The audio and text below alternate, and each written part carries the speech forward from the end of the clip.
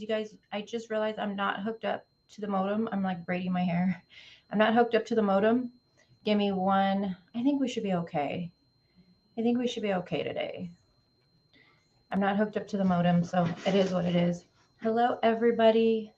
How's everyone doing? I'm waiting for it to pop up with chat. So, good morning.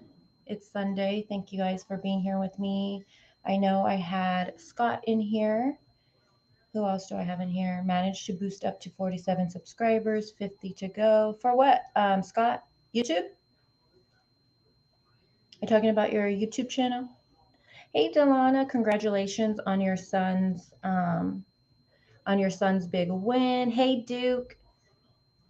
Good to see you, Duke. How are you guys doing today? Hi, Allison. I think I subbed to your channel. Oh no, but she says now she can't find your channel, allegedly. Hey, insanely confused. I was just thinking about you yesterday. I was gonna tag you on a post in the group.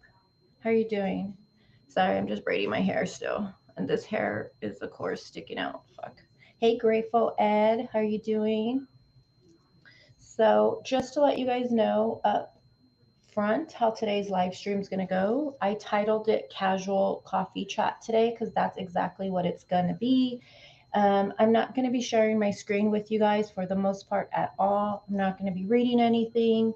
I kind of wanted to come on here. One, I don't normally go live on a Sunday. You guys know I usually don't. But I kind of felt a little overwhelmed with this case, to be honest with you, with the information that is being put out. Um, he went missing on the 5th, and you would think this case has been going on for months and months and months with the misinformation that is being put out, even by mainstream media. And it was a lot to vet through, you guys. And I started feeling a little overwhelmed with it. I just started looking at this case really on Friday and Saturday. And I thought, you know what? I'm just going to come on here today. I have my coffee with me right now. And I'm just going to kind of just have a conversation with you about this case. And then either tomorrow or Tuesday, we will have our regular streaming, how we do it with going into like a deep dive into the case. So if that makes sense with you guys. So you guys are going to be looking at this mug for most of the stream because I just want to talk to you guys about it. So just think of it as you guys are at my house right now. We're just all waking up. We're having some coffee, tea, mimosas on deck, some croissants, bagels, whatever you want. And we're just going to talk about this case. And I hear my dog at the door already. He's not coming in. I'm not letting him in. Hey, Kimbers. Hello. Hello, hello. How are you doing? So whose birthday is it? Oh, it's your birthday? Happy birthday to your son, Duke. How old is he? Are you doing anything special? Or are they like older where they go out and do their own thing with their friends? And don't be shy, guys. Get in the chat. Today I'm looking at my chat 100% for the most part. So let me know if you're new or anything like that. I know I miss you too, insanely. I do. I do. We got someone's birthday today. We got a son's birthday. He's 23. Wow. What was it like? You know, one of my favorite years was 24. I love that year. What are you guys doing today? Well, happy birthday to him. Have you guys been following this case? Quinton Simon. He's only 23. 20 months. Let me show you guys a photo of him. Let me add this to the stream so you guys have something to look at besides just me. So I'll share his photo. Look at him. He is so freaking cute, you guys. I can't handle this cuteness with him. Have you guys been following this? This is out in Georgia, you guys. Oh wait, that's not him. Look at him. I mean, I can't. I just can't. He is just so freaking cute. Isn't he cute, Kimbers? I mean, there's just too much cuteness. It's an overload. Little cutie. His name is Quinton, 20 months. And they call him Monkey.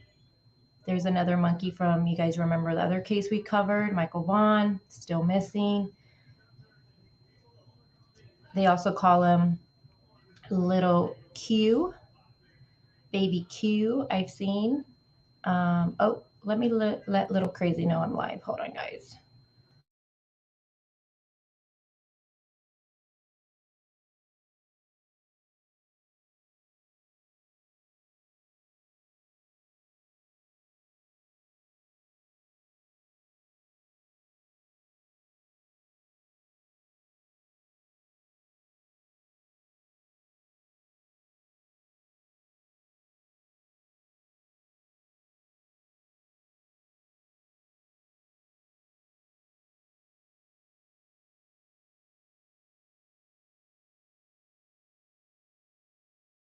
Okay, sorry about that. Had to let Little Crazy know I was live. So, FYI, you guys, it's Sunday. The Titans are playing. You might hear it in the background, or you might hear people screaming, just so you guys know. Okay. He is adorable. This is Grandma right here. You're looking at the screen. On the screen, that's his grandma. This is when he was a little baby. Super cute.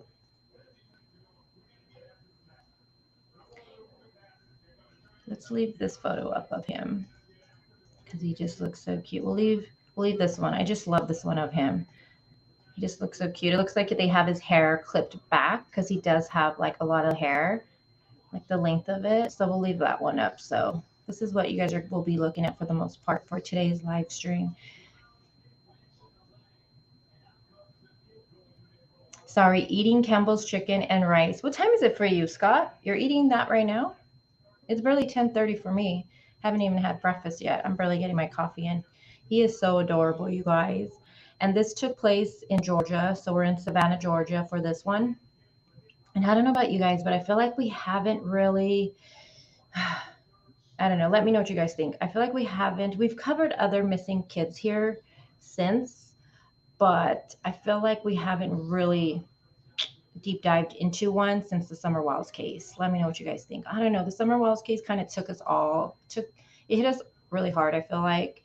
And I was just thinking about it last night when I was looking at this case. I was just thinking, Dawn and Candace couldn't have smarted the TBI and law enforcement. Like, how are we this far along, you guys, and she hasn't been found? I don't know. I don't know. Summer Wiles' case definitely hit me hard. You guys know we cover that one intensively here at the channel. I don't know, but we're going to cover this case. He needs our attention. It's 1:40, Delana, where you're at in Pittsburgh. Ooh, that's lunchtime already. 12:39, 1:38. Oh, so it's like lunch for you guys. Okay. Well, it's morning for me. We're having mimosas over here and coffee. Hey, Sugar, what's up, girl? What time is it for you, Sugar? Is it morning? Be morning with me. It's afternoon for everybody else here. Hey, Fairy. He is so cute. He's very cute. And he's missing right now, you guys. Today is going to be day 5 that he's been missing. Day 5. I felt as though so much was missed with Michael Vaughn. Yeah. And that one too, unfortunately, with the Michael Vaughn case, I feel like because Summer Wiles went missing, in June 15th. And then July, what was it? July something, Michael goes missing. And I feel like everybody was so invested with Summer. In my opinion, I feel like Michael kind of got the shorter end of the stick with social media, I feel like, unfortunately. And even with me, I was so invested with Summer. And even though I did cover Michael's, I didn't cover his case and I feel really bad about that now that I think about it. I didn't cover it as I should have. I feel like I was just so invested in Summer's. And you guys know when I cover a case, I go all in. I mean, I will wake up and go to sleep to a case. Like, you guys don't even know. And I feel like we really didn't cover it as much, but we did cover it. We did a couple live streams. I did a couple of videos. We talked about it. I shared it on my community, but I feel like he did get the shorter end of the stick because so many people were so invested with Summer's case. And I really do believe, I don't know about you guys, but with Michael's case, I do believe that I don't think his parents did anything. I know there's a lot of controversy with that, but I do believe he did wander off, and I do believe that was a crime of opportunity with that one. Summer's case, you guys know where I'm at with Summer's case. I think I definitely think that Candace should not be walking free. That's my opinion. Sunday morning coming down. Yeah, I still covered it, but I feel like I did not give it enough attention as it needed. You know, it's there's so many cases out there, you guys, and I don't know. There's just so many.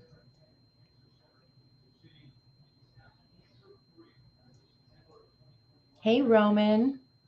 Thanks. I feel like Tupac this morning. I have my little 50s kind of little hairdo going on. Tupac mixture going on today. I usually have one on Sunday. That's how I usually do it. Can you guys hear the game in the background? I think my boyfriend lowered it a little bit. Oh, that's what I'm talking about. There you go, Grateful. He says, I had a beer for breakfast and it wasn't bad.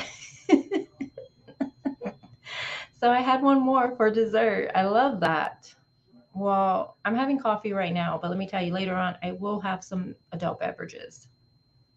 It's Sunday, usually Sunday.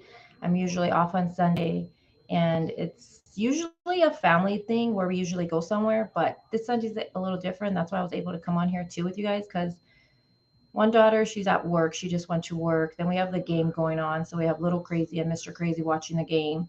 I have my dog at the door crying, trying to get in here, and I'm not going to let him in here today because you guys know his licking is just, it's embarrassing.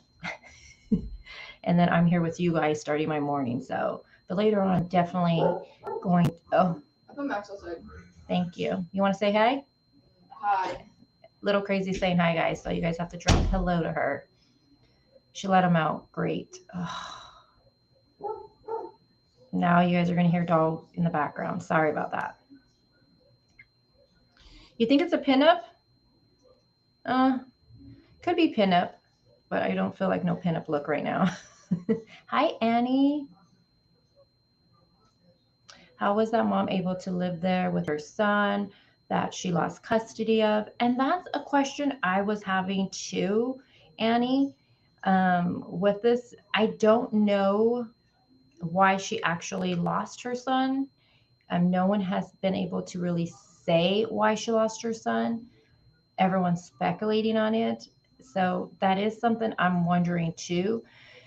If it was abuse, there is no way she would be able to live there. And my chat is probably like, what are you guys talking about? I'll let you know right now. Hold on. Hey, crazy mama, you won't be able to live with, she wouldn't be able to live there. I'm not sure how it works if drugs are involved. Um, like, let's say the mom was on drugs and then grandma gets the custody. Can she still live there if grandma's there? I don't know about that. But I know for sure if there's abuse, she would not be able to be in the same home with her. But then this is Georgia. I don't know Georgia law at all. This is barely my second case looking that we're covering from there. Ferry says, I do the same style. Yeah, and I have that half makeup look going on. I just started it, so I have no blush, no contour, no eye makeup on. So I probably look white as a ghost. Kim says, depends on what the judge decides. All right, let me get a little bit into the discussion with you guys. Okay, so like I said, this is Quinton Simon. They also call him Monkey. I've seen them call him Baby Q. So I like the way Baby Q sounds. So I think I'm going to refer to him as that. He's 20 months old. At 20 months, are they still drinking a bottle? I I know he still wears a diaper from the photos that I've seen. So he's still in his diaper. I think I'm not sure if he's still bottle fed or anything like that. But 20 months, really small little dude here. And the story, so let me first tell you, I'm going to explain this extremely slow because this case can get very muddy very quickly. So we have, of course, Quinton, who is missing. Let me show you his mom. So this is his mom, Leilani. Now, she's really young. She's only 22 years old. Leilani has 3 kids. So she has her oldest. He's a boy. He's 4 years old. Then she has baby Q, who's 20 months. And then she just had a baby, you guys, on June 5th. This says June 6th, but she has another photo. So in June, she just had a baby girl. This is her. So that's what, 4 months? She has a 4-month-old, I believe now. So she has a 20-month, and then a 4-month-old. She's 22, so she's really young. So really, really young to have that many kids. Um, so this is her, 22 years old. Then she has her boyfriend. This is her boyfriend. And this is, of course, baby Q right here. He's so cute. This is her boyfriend, Danny. I'm not sure on Danny's age. If you guys know, let me know. And again, I'm learning the case right now, you guys. Just keep that in mind. We're going to learn it together and discuss it. Yeah, she has 3 kids, Mama. She has 3 kids. She has an older boy, 4 years, well, not really older, 4 years old. She has baby Q, 20 months, and then she just had a baby 4 months ago, a little girl. Now the baby, her boyfriend, this is her boyfriend, Danny. He is the father only to the baby. Okay, so I want to make that very clear. And the information I'm giving you guys, I have vetted through and I'm comfortable explaining it. There's a lot I haven't been able to vet through, not so comfortable with explaining it, but we can also talk about it. But this stuff I'm going over, I vetted through it. I'm comfortable with it. So again, her boyfriend, they share the little girl together. Now, the other kids, what the babysitter said, she said that the other kids, they all have different dads. So they all have different dads. I'm not sure if the dads are involved in their lives or anything like that. That I don't know. I don't even know the other dads' names. For baby Q, his dad, his bio dad, I know he hasn't done no interviews. He hasn't done any media interviews, a social media plea, nothing like that. I don't even know his name. So again, I don't know how involved he actually is with his son. I don't know that. So this is the boyfriend. Yeah, mom. So crazy mama to your crazy mama says, and why the hell hasn't mama came out screaming where's her baby is? We only hear from grandparents. Yes, so mom hasn't done a plea. She hasn't done a plea. She hasn't done no interviews whatsoever. The only people that have done interviews that we've seen so far, and today is day 5 that this 20-month-old has been missing, is going to be the grandparents and the babysitter. Those are the only people that we've seen do any interviews and be the most vocal. For sure, grandma is very vocal on her own social media, on her own Facebook. Her Facebook is public. She's very vocal on there. She's sharing, every day she's posting about Quinton, her grandbaby. Leilani, the mom, she is active on her Facebook in the past. Her last post was, well, I think it was 6 days prior to him going missing. So it's not like Leilani wasn't on her Facebook, but she hasn't posted anything about her son being missing. She hasn't posted anything since, I think it's like 6 days prior to him going missing, or 6 days ago. She hasn't posted anything. And again, that could be nothing red flag. That could be, we know, we've heard before from cases that law enforcement will tell, and we hear this a lot. Law enforcement will tell the immediate parents, stay off of social media because, one, they know how ugly it can get. So, I mean, she's 22 years old. She's been on her Facebook before. She's been active. She's on there looking at things. You know what I mean? So I feel like if you're on there looking at things, I don't know, why not post about your son being missing? But that's just me. I'm really trying not to be so judgmental in this case, but I'm going to let you know now. I already have a theory with it. I'm already pointing fingers, just letting you know. So if you don't like that, just be warned. I'm already with a theory with this one. So again, this is her. Yeah, so again, the boyfriend, Danny, He is the father to the baby, the little girl she just had about 4 months ago. This is mom again. And this is, of course, baby Q. And this is mom's Facebook. And I don't know if you guys can see the date on the bottom, but I left the date on the bottom because I wanted to see when she posted these things. So this was back in May. She posted, Leilani posted him back in May. He looks like he was probably having something to drink, probably a little snack or something. So cute. This is Leilani, the mom's Facebook. Again, this is the same day. She posted this May 23rd. Now for this photo here, I'm going to show you guys really quick. And then I'm going to zoom in really big to his face. Okay, so is that big enough for you? Yeah. Oh my God, it's probably a little grainy, but he has a mark right here on his eye. And I didn't send this, but on this photo, someone wrote a comment, and I took a screenshot of it, that someone had said, and you guys, her Facebook is public still.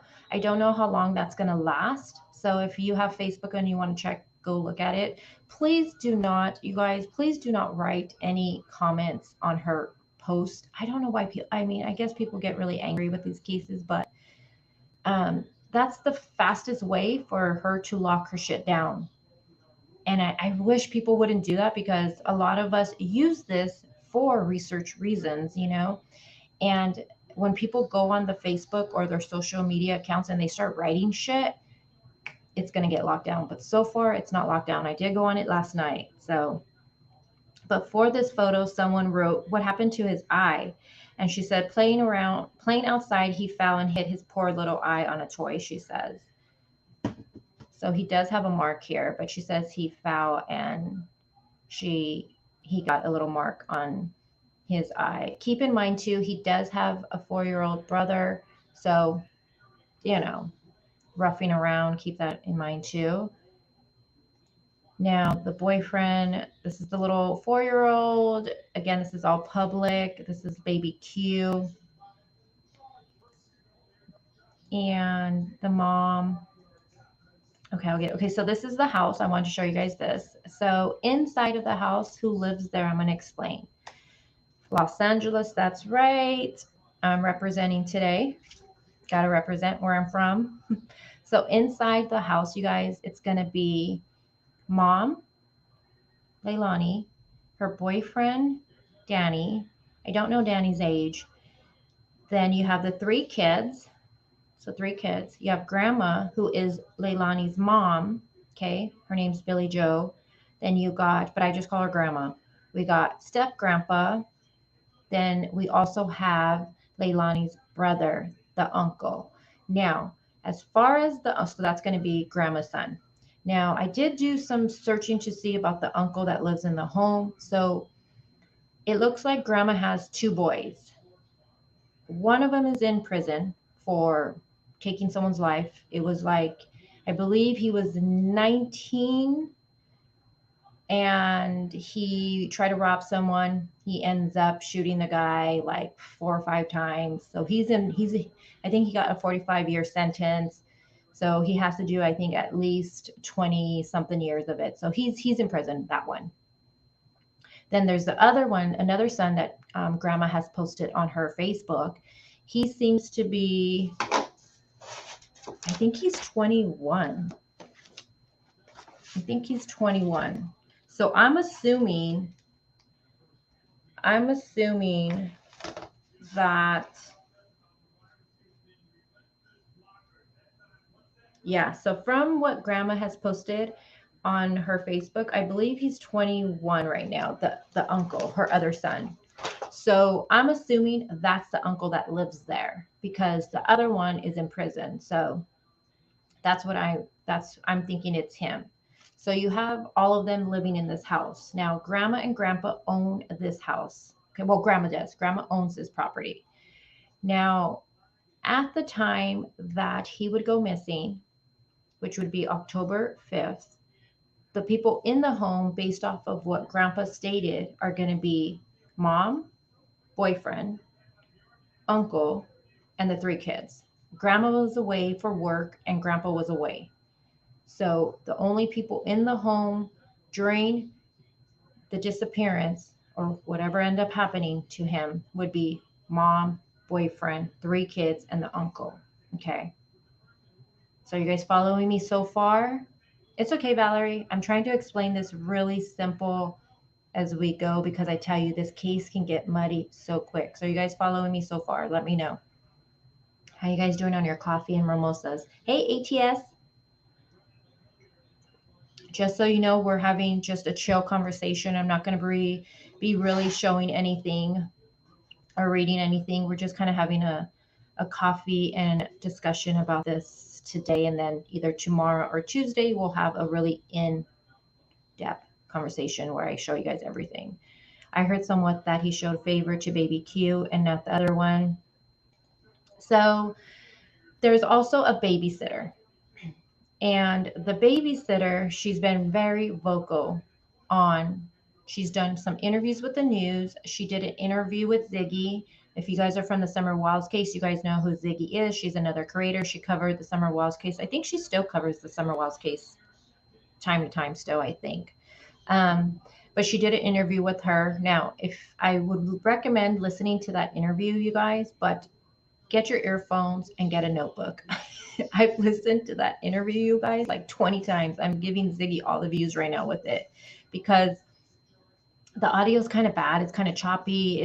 It's a recording for one, and there's just a lot of background noise. So I had to keep going back and be like, what did she say? What did she say? So if you do listen to that interview, get earphones and get a notebook ready for that one. Hey, open minds. Haven't seen you in a minute. How are you doing? I'm glad to see you here. You like my hair? Thanks. Thanks. I appreciate that. This is the fastest thing I can do for this live stream. So making sure you guys are just following along with everything. Now, the babysitter, she also did a live stream yesterday, which you guys already know. When you guys are following a case, what do I tell you? It's very important to grab what you can from their social media because 9 out of 10, that shit's going to get deleted or it's going to get locked down. So she did a live stream yesterday and it was very on her Facebook. She made it public. I want to make this very known. She made it public. She actually said it and she says it during the live. She made it public for everybody can watch. And it's about, I think, like a 20-minute live stream, maybe less than that. And she cleared up a lot for us. Now, I was like, I'm grabbing this. So I screen recorded it. And guess what? Within an hour or so later, that shit was gone. She deleted it. She's deleted everything on her Facebook that had to do with baby Q. She was being very active with baby Q. She was posting about him all the time. She was posting like if that was her child. And I'm saying it like that because we know mom hasn't posted nothing, but she deleted everything from there. And I'm thinking, she says this during the live stream, people are coming for her right now, which I don't know why people are, honestly, but grandma's even accusing her of some stuff, and people are just going at her. So I think she deleted it, and this is just my opinion. I think because of all the backlash, she's getting a lot of backlash from people, which I honestly don't understand why. And I say that because this babysitter, you guys, she's been in Leilani's kids' lives for a while. So she's started babysitting, she says, 11 months ago. And then it got every single day 6 months ago. So she started babysitting them like off and on, like once or twice a week, she said. And then it became every single day, even nights, she would keep these kids 6 months ago. She would watch them Monday through Friday. Even when the mom worked, even when Leilani would just be home smoking a fucking cigarette, she would be watching this kid. She watched these kids so much. She would keep them overnight, and then she would take them back sometimes to the mom, Leilani. Now, I don't know. I gotta just say this, you guys. If you have someone's kids that much, you are raising their kids. I'm sorry. I'm just gonna say it. You are raising someone's kids. She had the kids day and night, like if those were her kids. And she didn't even know them. She didn't even know them. So she's not even family or anything. These aren't her sister's kids. These aren't her own grandbabies. This is some stranger who comes up to her, a stranger's kids. And she took them on. She said, yes, I will watch your kids. She would watch those kids. So she had them all the time. Annie, I agree. I feel like the babysitter, she was concerned. The only thing about the babysitter that kind of bothers me is that, so during this live stream, she talks about witnessing bruises on the kids. She says that she addressed this with grandma. So, again, remember, she's a stranger in this fight, right? She really is. People are saying, well, you're just the babysitter. And I'm like, whoa, because when you have someone's kids that much, you're more than a babysitter. You're raising those kids. I'm sorry. You're raising them. So I think we should give her a little bit more credit than just saying, and that's what people are saying, she's just the babysitter. No, she's not. She was raising those kids, in my opinion. But she did address that she's seen bruises at times. She did address it with Billy Joe, the grandma, and it kind of just went there. And I just feel that's the only thing with the babysitter. I'm just like, okay, if you guys see bruises on a child, yes, kids, I mean, I wouldn't want you to immediately call, you know, and report that immediately because kids, you guys, kids fall. I have kids, they bruise, they fall, they get hurt, they fight with each other. I get it. My oldest, when she was little, she fell off a bed, a bunk bed, a high bed. Um, she fucked up her elbow. She had to go get a cast up. Kids, I get it. Especially boys. I feel like boys are more in tune to getting hurt. You guys with boys, multiple boys, let me know. Do they get hurt more than the girls in the family? But I had, a lot of boy cousins, so I think boys get hurt a lot. So don't report it if you just see it once. But if you start seeing this child coming over with a lot of bruising, then yes, I would think report that. But of course, if it's just one bruise you see, please don't report one bruise because kids they do get hurt. You know what I mean? Um, hey Roxanne, how are you doing today? Do you know this case, Roxanne, out in Georgia? Okay, so let's get into. I'm gonna get a little comfortable. Let's get into the whole day. So you guys know now who's involved with the case, right? All the names out there. Now, we're going to start with the day before. So, on October 4th, the babysitter, like always, she had the kids. She has the kids. She returns them home around, she says, 5, 4:30 or 5, I believe she says. And we're going to listen to her live stream she did yesterday. That is something I'm going to play for you guys today because, like I said, she's removed it and we're going to listen to it. I got it for you. Don't worry. So she returns the kids home on the 4th, okay? In the evening, she does. And the reason she returns them home is because she says that she has to do something. She's going to be really busy, something with the church. And, she wouldn't be able to watch them. So she would have kept them overnight, but because she was going to be so busy doing whatever she had to do with the church, she then takes the kids home, right? She says that baby Q was crying. He cries when he has to go home, she says, and she, kisses him goodbye and says, I will see you tomorrow morning. I will see you tomorrow.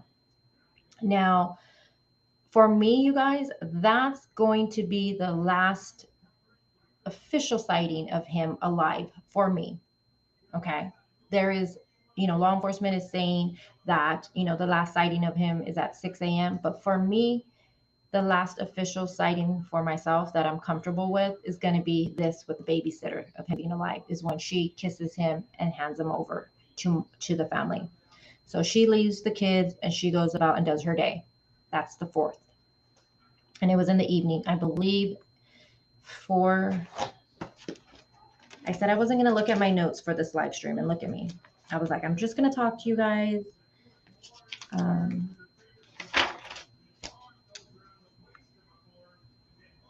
So yeah, okay. So she She takes the kids home around 4:30 or 5. So on October 4th, to me, that's the last real official sighting of him for me. Law enforcement will say something different. Thank you, Jesse. And Jesse, are you from the, oops, wrong comment. Jesse, are you from the area? Or are you just, or do you know the family? Are you a friend? Or you just know this case really well? And I'm glad you're here, Jesse. I was hoping you would show up today. So Jesse, I'm just casually going over this case today, and then tomorrow or Tuesday we're going to do how we do things here at the channel with our really deep dive into the case. But today I kind of just wanted to casually get my chat up to speed with it, because I feel like there's a lot of misinformation with this case, and I really did feel overwhelmed. So I'm glad Jessie is here because she does know the case. I'm just going to see what she says, how she knows it so well. No, just getting his name out there. Okay, thank you, Jess, for getting his name out there. Okay, so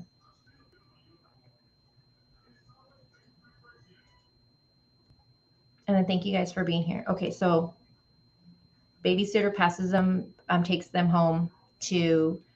takes them home to the mom. Now on the fifth. So I guess I will look at my notes. So on the fifth, she wakes up. She says the kids usually get dropped off around 5 or 5:30 in the morning, and this is an everyday event. Okay, everyday event. She has these kids.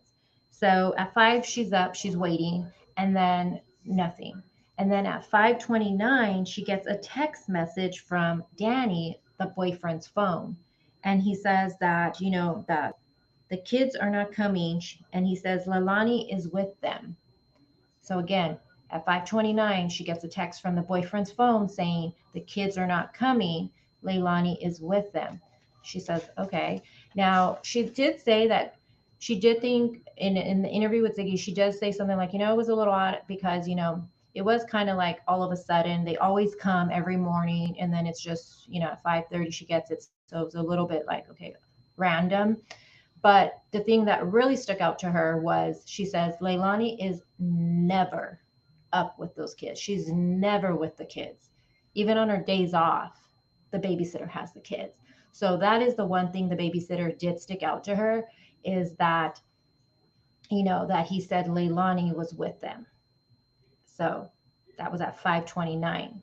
Now, she goes about her morning. She goes about her morning, and then this is where it starts getting muddy for me. Okay. Then she gets another text at 9, and it's coming from the boyfriend's phone, because media has said it's been the mom sending her this text, but babysitter said it was the boyfriend sending her the 2:29 text. And then at 9, she gets, yes, that's a red flag. Then at 9, she gets a text saying, have you seen Quinton? And then she said says no. And then she says she calls him. So she calls the boyfriend immediately, and she speaks to the boyfriend. And she's like, what's going on? Like, what the fuck is going on? She didn't say what the fuck, but I would have been like, what the fuck's going on? She's like, what's going on? And he says he's missing. So she gets in her car with her daughter, and she immediately goes over there. Now, where they live, she lives 2 houses down from where, so they're right by each other. She even says that when she's outside her front yard, if Leilani's on her porch smoking a cigarette, she can see her. She said that Leilani would see her and then run inside the house, because the babysitter would have the kids, and the babysitter's like, oh, she probably thinks like, oh, I'm going to bring the kids back. But she's like, no, I'll keep the kids. So that just tells you how Leilani doesn't like to have her kids. But they live extremely close. So she goes over there, she says, and she sees Leilani on the porch. She's smoking a cigarette. She sees the boyfriend just standing there, and she's like, what's going on, right? I mean, just think about it. You get a text saying in the morning, don't worry, the kids aren't coming. And then you get another text saying, have you seen one of the children? So I can't even imagine what's going on in her head at that time. So she goes over there, and she says the boyfriend tells her that they've already searched for him and they don't want no help. They don't need help from her because she wanted to search. Because in her mind, she's like, he's 20 months, 20-month old. He could be hiding in a cabinet. He can, probably found a little hiding spot. Maybe he fell asleep, which makes a lot of sense. He's 20 months. I would have thought the same thing. But no, he's like, no, we don't need your help. She already searched. I searched. We don't need your help. And they sent her away. That's the first, for me, real red flag here with this case is that right there.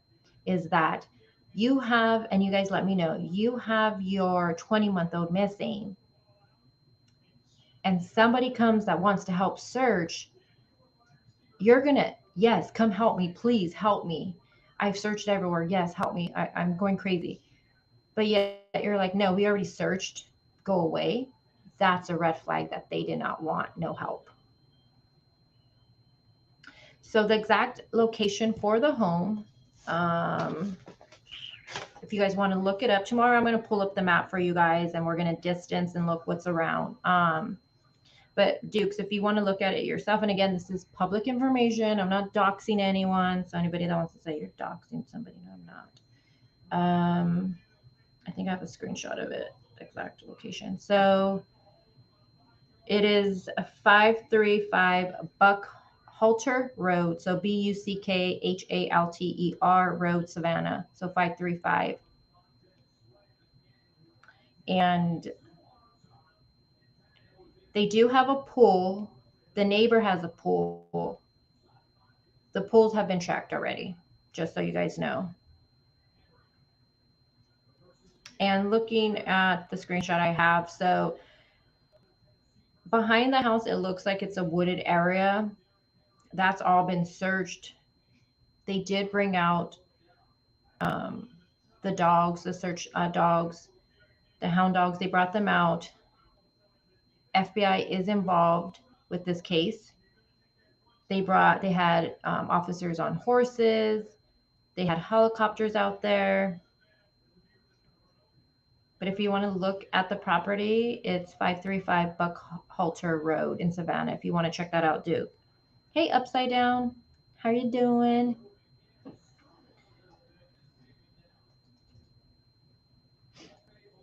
No, the address has already been put out, you guys. It's out there.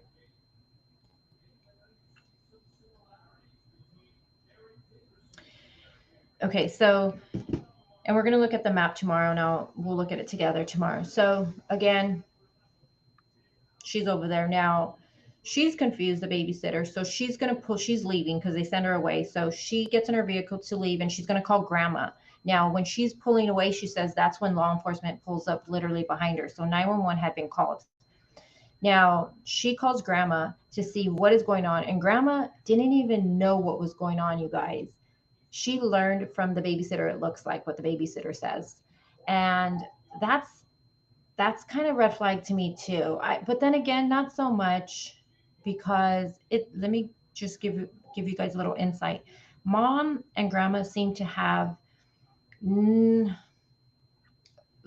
has struggled a lot with drugs.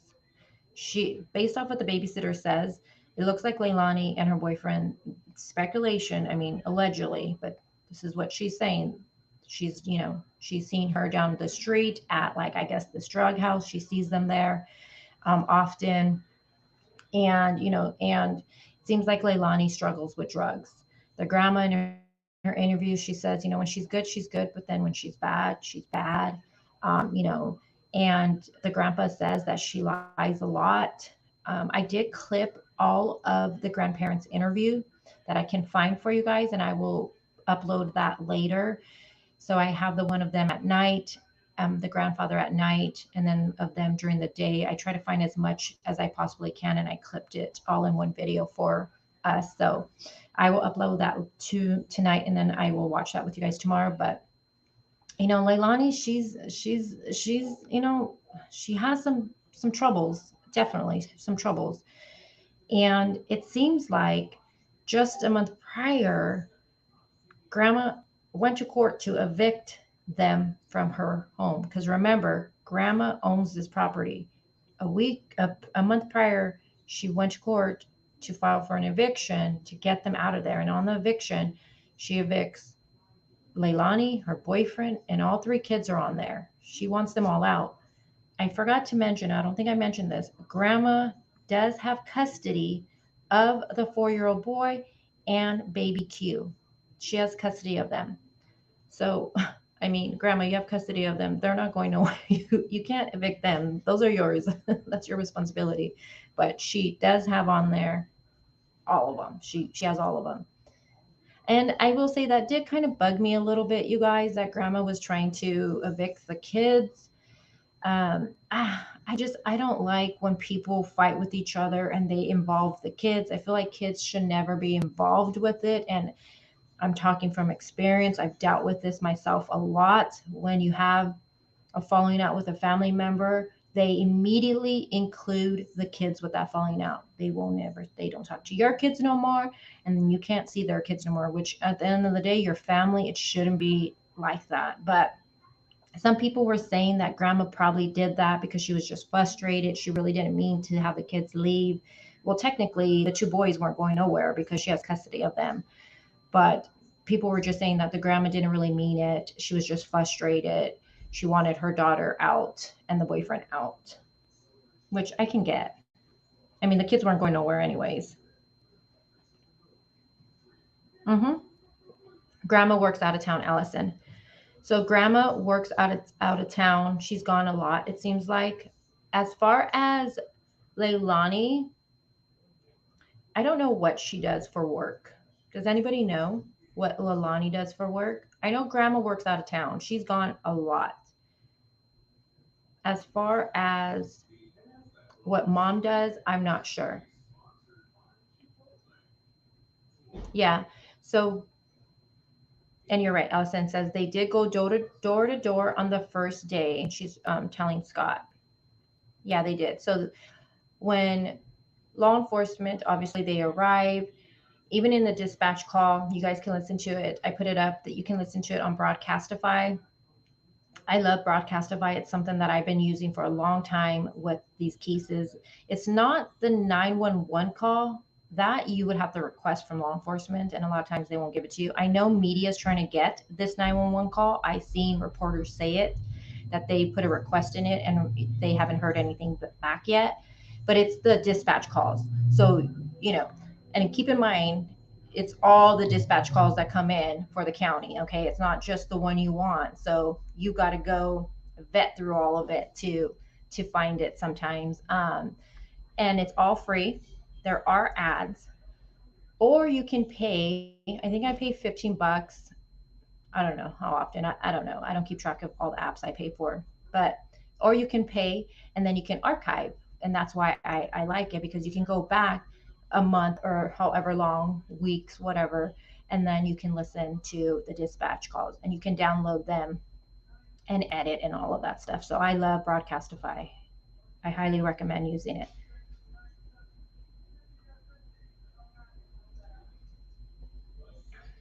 Yeah, she did say that. Fairy. Grandma said she had lost her kids too before, and she was trying to trust her daughter so she wouldn't also lose her kids. Wonder how far back this. Yeah, I know. I thought the same thing too. I'm trying to see if anybody knows what mom does. Oh God. I mean, maybe we don't know. Scott. Scott said OnlyFans. He's being funny right now. Joking, guys. We're joking here.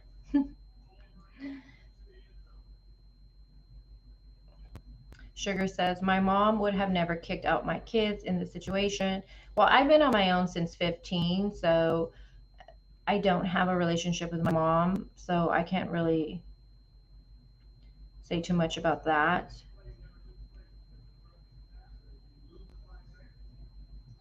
Yes. Allison says one cop was in the woods at the back of the house after the 911 call. So Allison knows this case really good, then, I'm assuming. So I'm glad to have you in chat. You can be explaining about the search. And also on the dispatch call, you can hear towards the end of it them saying that they pretty much want to make sure that people don't contaminate any of the scene right there. And they were already bringing the dogs in for it. I don't, Allison, do you know? This is one thing I wasn't able to find. Does anyone know that is listening right now or in the replay? What was the result of the dogs? Did they pick up his scent anywhere or anything like that? I haven't seen anything about that. All right. Well, you have so much fun, Duke. I am so glad. Happy birthday to your son again, and enjoy your day. Yeah, she did have 3 kids, Miss Ladybug. 3 kids, different dads.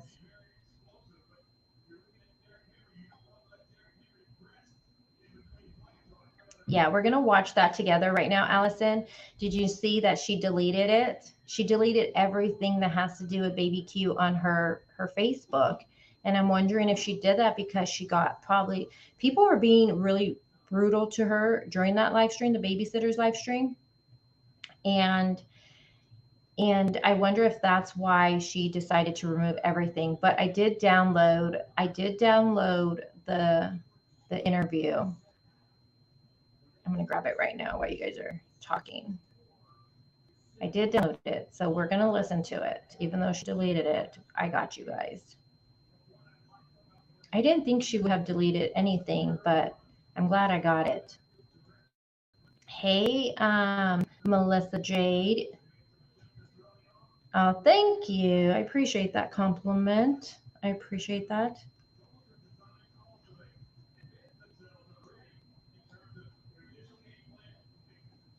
Okay, so where did we leave off while I'm waiting for that to load? So law enforcement gets there. They start immediately searching for him and everything. And we are now on day 5. Now, they did search the house. They searched the house. There is, reporters have it captured, and we'll look at this tomorrow, but they have where you can see they're taking lots of pictures inside of the house, upstairs in one of the rooms. You can see that. So they did search the house. They searched the babysitter's yard. In one report an article I seen that they searched the babysitter's trash can, and she was like, go ahead, search whatever you want. I don't care. I have nothing to hide. Search everything. So they did go to the neighbors' houses. They were searching the neighbors' properties, and he is still missing. Day 5.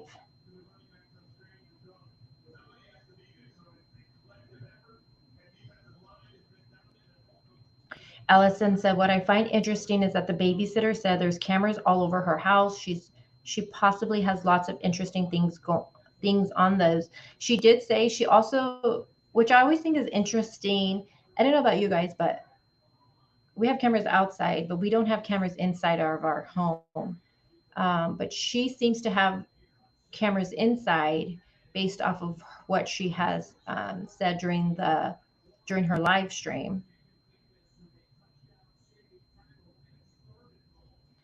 All right, let's listen to this babysitter's live stream for yesterday, you guys. So it's loading. Let me just move some. Okay, I'll leave it.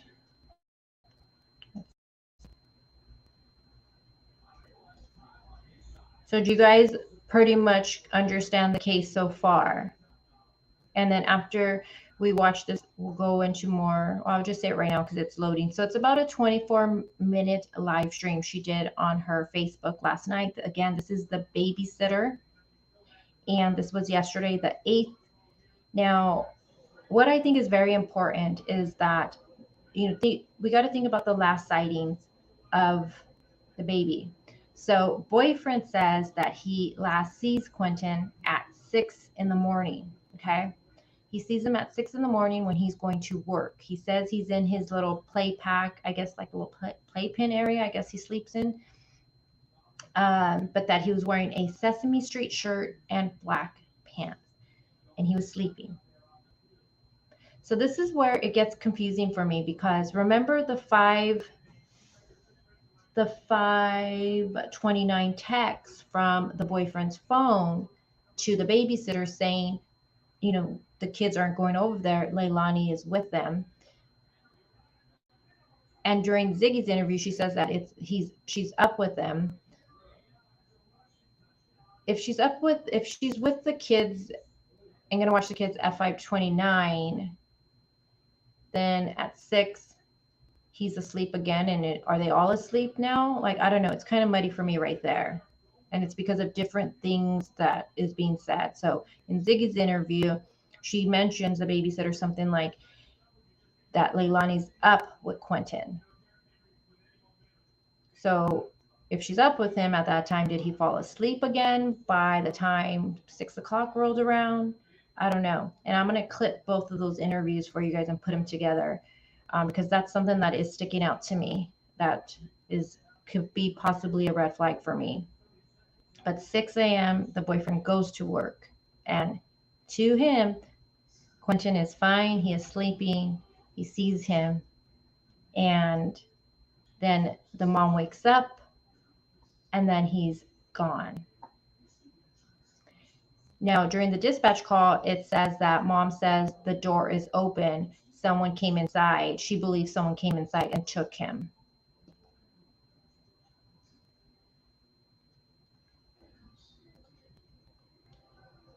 Hey, Mama.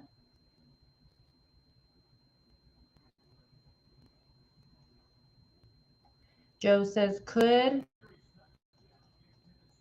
the child not have gone missing the night before?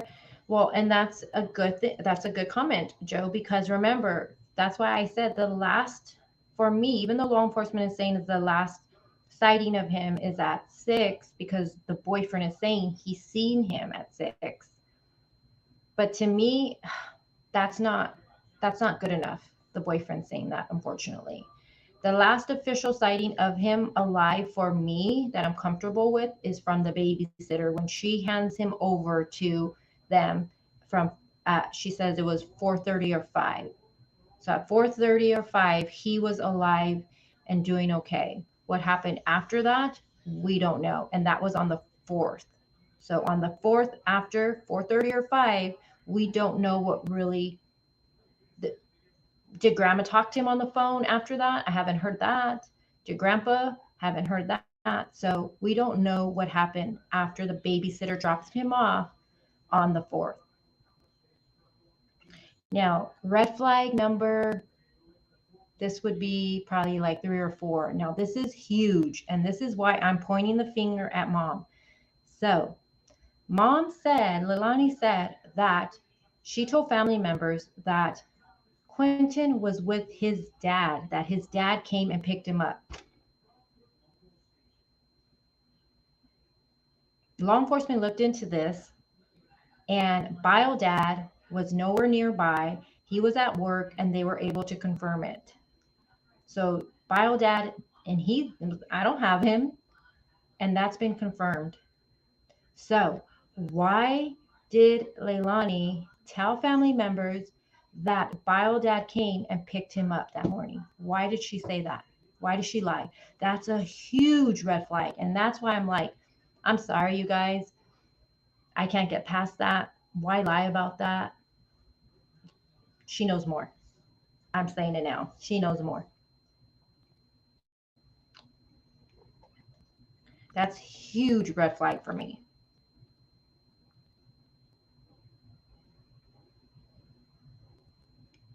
Crazy Mama says, I go by the babysitter as well, see not the mom or BF. Yeah, I go by what she says. So we really don't know what happened to him after that, you guys. And the babysitter said when she handed him off, he was crying.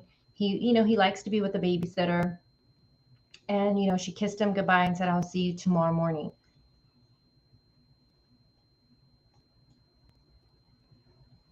Does grandma and grandpa for work? Annie asked. So I'm not sure exactly about grandpa, but I know grandma does. Grandma's gone a lot out of town, sometimes out of state for work. I know grandpa was not there either. I believe he was also working.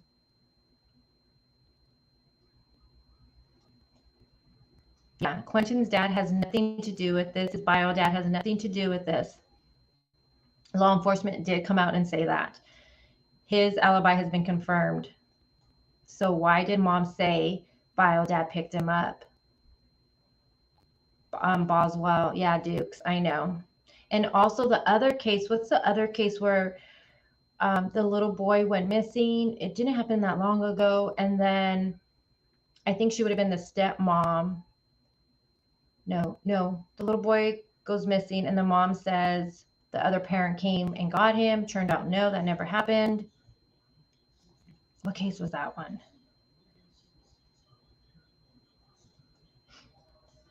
Annie, well, what I've been seeing from articles, and this could be maybe messed up with the media, but it's that she told them that he had picked him up. It didn't say maybe, is that he had picked him up. Told family members that he had, and that's huge for me. And even if she said, well, maybe he picked him up, that's a good question to follow up with this case though. Did Bio Dad ever do that? Did he ever just sporadically go without having a scheduled visit, go inside your home and remove the child without you knowing? Has he ever done that before? I don't know. I'm having a hard time with that because I haven't heard grandma mention anything about that, or saying maybe he did take him. Maybe he is lying. I haven't heard grandparents saying any of that. I haven't heard the babysitter even mention anything like that. So has he ever done that? I don't know. I highly doubt that. I highly doubt that.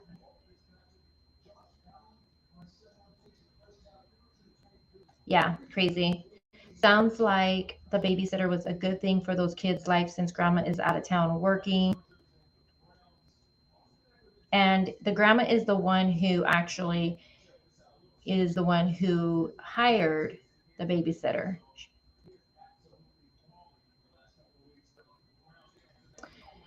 Ferry says the babysitter says she has photos of him with bruises and belt marks. Yeah, Annie, he was ruled out. He was working far away. Law enforcement confirmed that. And that he didn't have, he's, I guess, told law enforcement he didn't have he didn't have baby Q.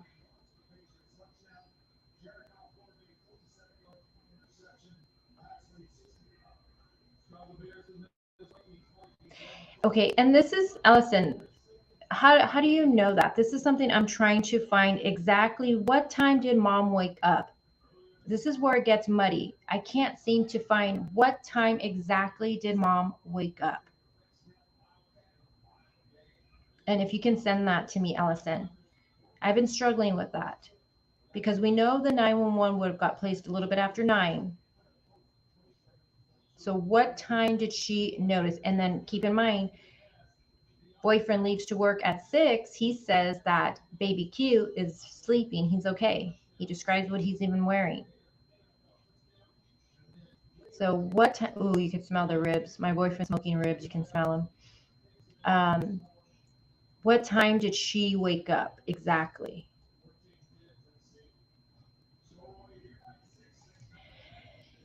Since we are learning that from the babysitter that he had marks and bruises before, that is really scary to know. And then keep in mind, there's a lot of tension going on in that home. You have grandma evicting them, right? She wants them gone. And grandma was also she filed for child support for the two boys against the mom. So you have all of that going on just a month prior. So there's a lot of tension in that home right now. And then it's being stated, that allegedly Leilani, she's on drugs. The boyfriend and her do drugs. It's being stated. Um, I was thinking, is it possibly for a theory? I'm either with two things here, and I'm already at a theory, and I don't even have a theory set for Debbie Collier's case. But for this one, I'm already setting with a theory. Either baby Q got into some drugs and an accident happened and they disposed of his body because, they have the baby, the newborn, she also has her son. They didn't want to lose the baby. Or did, some kind of abuse happen towards Quinton that night and they woke up and he was no longer alive. And they covered up again because one, they don't want to, they have the baby, they don't want to lose the baby and the other kid. I say right now, Follow the boyfriend's routine, his route to work. Follow that route. Check everywhere around there. Check his phone pings. And I don't know where the boyfriend works. Maybe you guys might know that. Where does he work? Does he have to clock in for work? Does the employee say, yes, he was here on time? Was he late to work that day? But keep in mind, 6 a.m., he leaves to work allegedly. And then by by 9 a.m., when she gets the text, the babysitter gets the text saying, have you seen baby Q, right? She calls him and he's saying he's missing. She shows up right away. He's already there. He's there. So Leilani, she must have, if he literally went to work, she must have called him first. He comes back. How far does he work? What's the route? What's the distance? All of that matters. We got to find all of that information out, you guys.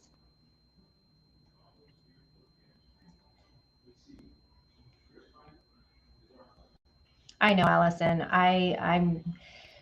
You're right. You're right. I'm not going to disagree with you on that. She says grandma and grandpa may be innocent in the disappearance, but if they observed any abuse, that's a big problem if they did not report it. I agree with you. I agree. Okay, so Joe says, I don't understand if grandma has custody, why isn't she looking after the children? Sorry, I have to get caught up with speed. So grandma, unfortunately, and you know what? These aren't her. It's sad when, you've raised your own kids and then you have your child fucking up so much and you then have to take over and be a parent to your child's kids, your grandbabies. You know what I mean? And grandma has to work. So she was away a lot. Her work, whatever she does, she has to be away out of the home. She has to do that to provide for her family and for her grandbabies. Yeah, I agree. There should never be belt marks on a baby, on a child that small. I agree too. I agree.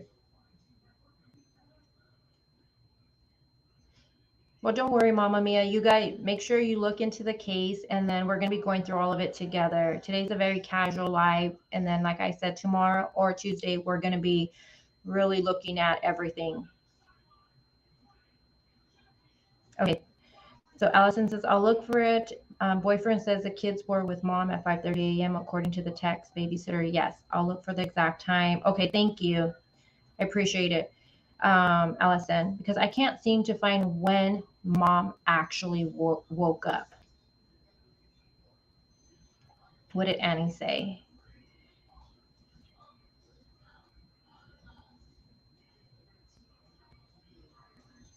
What video? Hold on. I heard it on criminal. Oh, you mean the screaming from what the? I know what you're talking about already. Yeah. So it's on Twitter. It's all over Twitter. Um, it's all over Twitter. So media has been outside of this home since the call came in. Okay. And one of the, I think it's one of the news stations. I don't know, but they captured, it seems like it's Leilani. It's hard to tell, but you can hear them. They're screaming, and they record it and they put it out. But you can hear they're fighting. Somebody's arguing there. I think it's Leilani and the grandma. All right, let's listen to. Let me take that off the screen. Let's listen to the babysitter's interview, you guys, okay? I mean, not her interview. She did a live stream.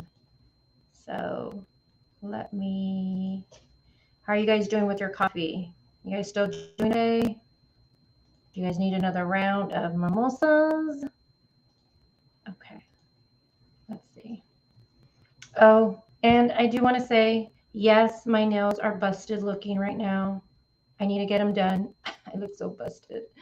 I'm going to go tomorrow before anybody does in the replay. Girl, your nails are busted. Yeah, I know. I've had no time. What's up with gel manicure? Like, aren't they supposed to last a long time? I mean, I put gel on my toes. That shit lasts a century. I put them on my hands. That shit's gone in a week. Like, what's up with that? Hey, Carly, there you are. Now I feel complete. Valerie, are you still here? Delana, are you still here? You know who's not here? Sky. Sky said she was going to set the reminder and she's not here. You're on your second cup? Fairy says she's on her second cup. Oh, there's Valerie. Okay. I always love when I'm live and I have my OG girls here. It makes me feel so good. Taylor Nicholson case. I just remember the baby Amari. The case sounds kind of like that. Delana's still here. My moms are still here. Kimber says her nails look bad too. Yeah, my nails look busted. Where is Sky? Well, I talk to Sky every single day and Amanda every single day. We have a group chat. We talk every day. But she works, so she hasn't been able to be for any of the live streams. So, she's doing her thing, working, getting her money. No complaints there. But I said, oh, I'm going to be live on Sunday. I'd love for you to be there. She said, I got you. I'll be there. She's not here. Sky, where are you, Sky? Sky's my girl. Look at you. Oh, okay. All you guys are saying the same thing. My nails look bad too. Donna, hey Donna, she says my hands are in the sink that much I can't get one done. Allergic to rubber gloves. Ooh. Is it because we do dishes so much that the nail polish comes off? Maybe. Because like I said, here on the toes was a century. On my hands, the shit is chipping away. All right, so it's loading here. I'm not hooked up to the modem, so we'll see how this goes. If needy, I'll grab the plug.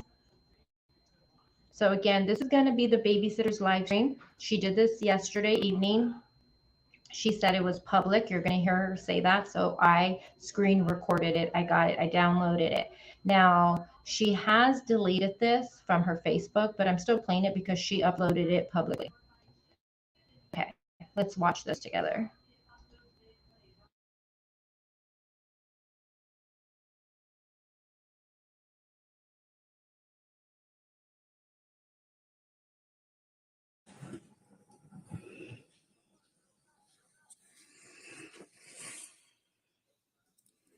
Good evening to everyone.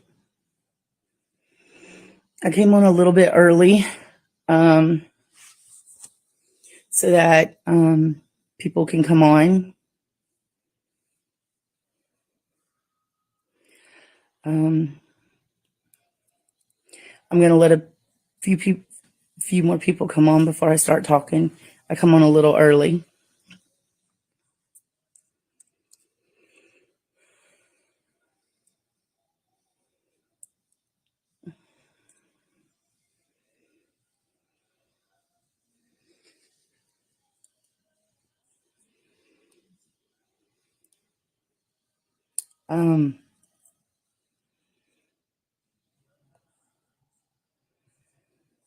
And like I said on my Facebook, I'm not coming on here to start drama.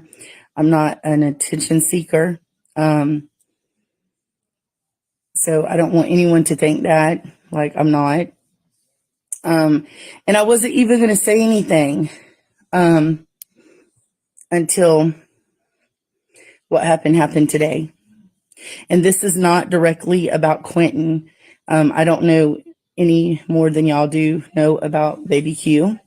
It's just something that happened today that I wanted to get straight, clear the air, stand up for myself, definitely. So, what time is it? What time is it? Okay. I got just a few more minutes, guys. I told everybody 8, but I wanted to go ahead and let some people get on.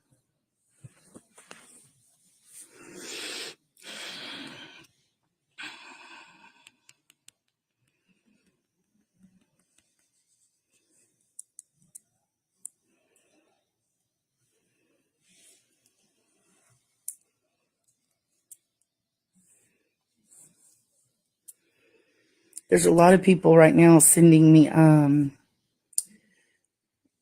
requests on honestly, I don't know how to get off and then accept it and get on. So I'm just going to stay on here. Hopefully I did make it public, so everybody should be able to see. Someone just sent me a message saying when you get on, if you put at everyone, then it'll share with everyone.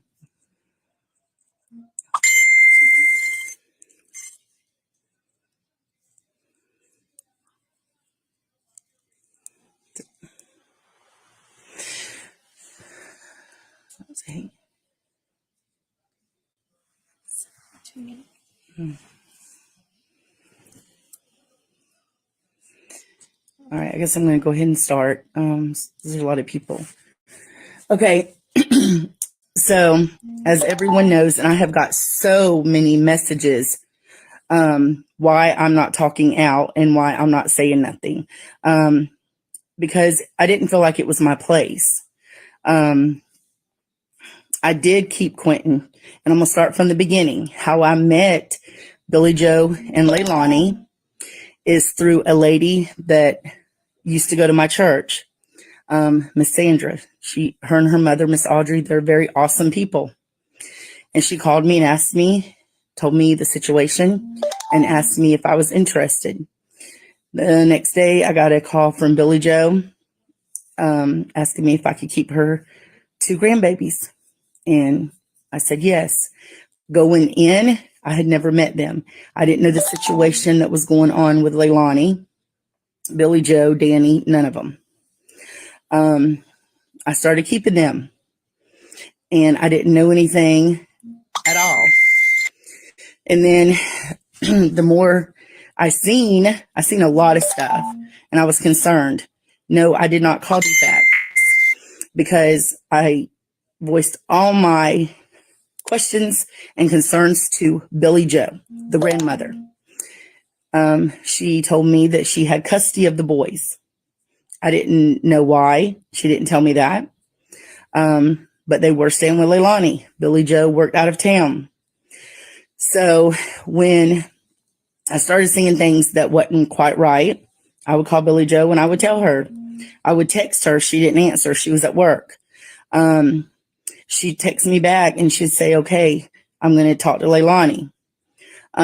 Several times the boys were outside. One particular morning, they were outside in the ditch. My daughter seen them and come running in. We went down there. Leilani was nowhere in sight. I called Billy Joe. She got in contact with Leilani. Leilani was home. She was just in the house somewhere. They would drop them off with no diapers. They would drop them off with no pull-ups. And when the baby came, Sky, they wouldn't send no milk. 2 days, I had to call Danny because Leilani wouldn't answer me, which is her fiance, to bring me milk for Sky. I kept texting Billy Joe. Okay, so I want to just stop it really quick because it's really upsetting. Oh, and I stopped it at a really bad angle on her. So she is, it's really upsetting to know that she even has the baby, the 4-month-old, and she's saying Leilani would never send them with milk for the baby. She would never send them, pull-ups for the kids. She would never do any of the mom things that she should have been doing, you guys, and it gets me so upset. How are you gonna not send milk for your baby girl that is only 4 months old? Like, it's really upsetting. But she is bringing up that she does see things and she is gonna tell grandma about it. It is interesting how she didn't even know them really at all. She didn't know them at all. And then the next day she's saying, after meeting, from the church, the lady at church, she's talking to the lady at church. And then, you got Billy Joe, grandma calling her saying, can you watch the kids?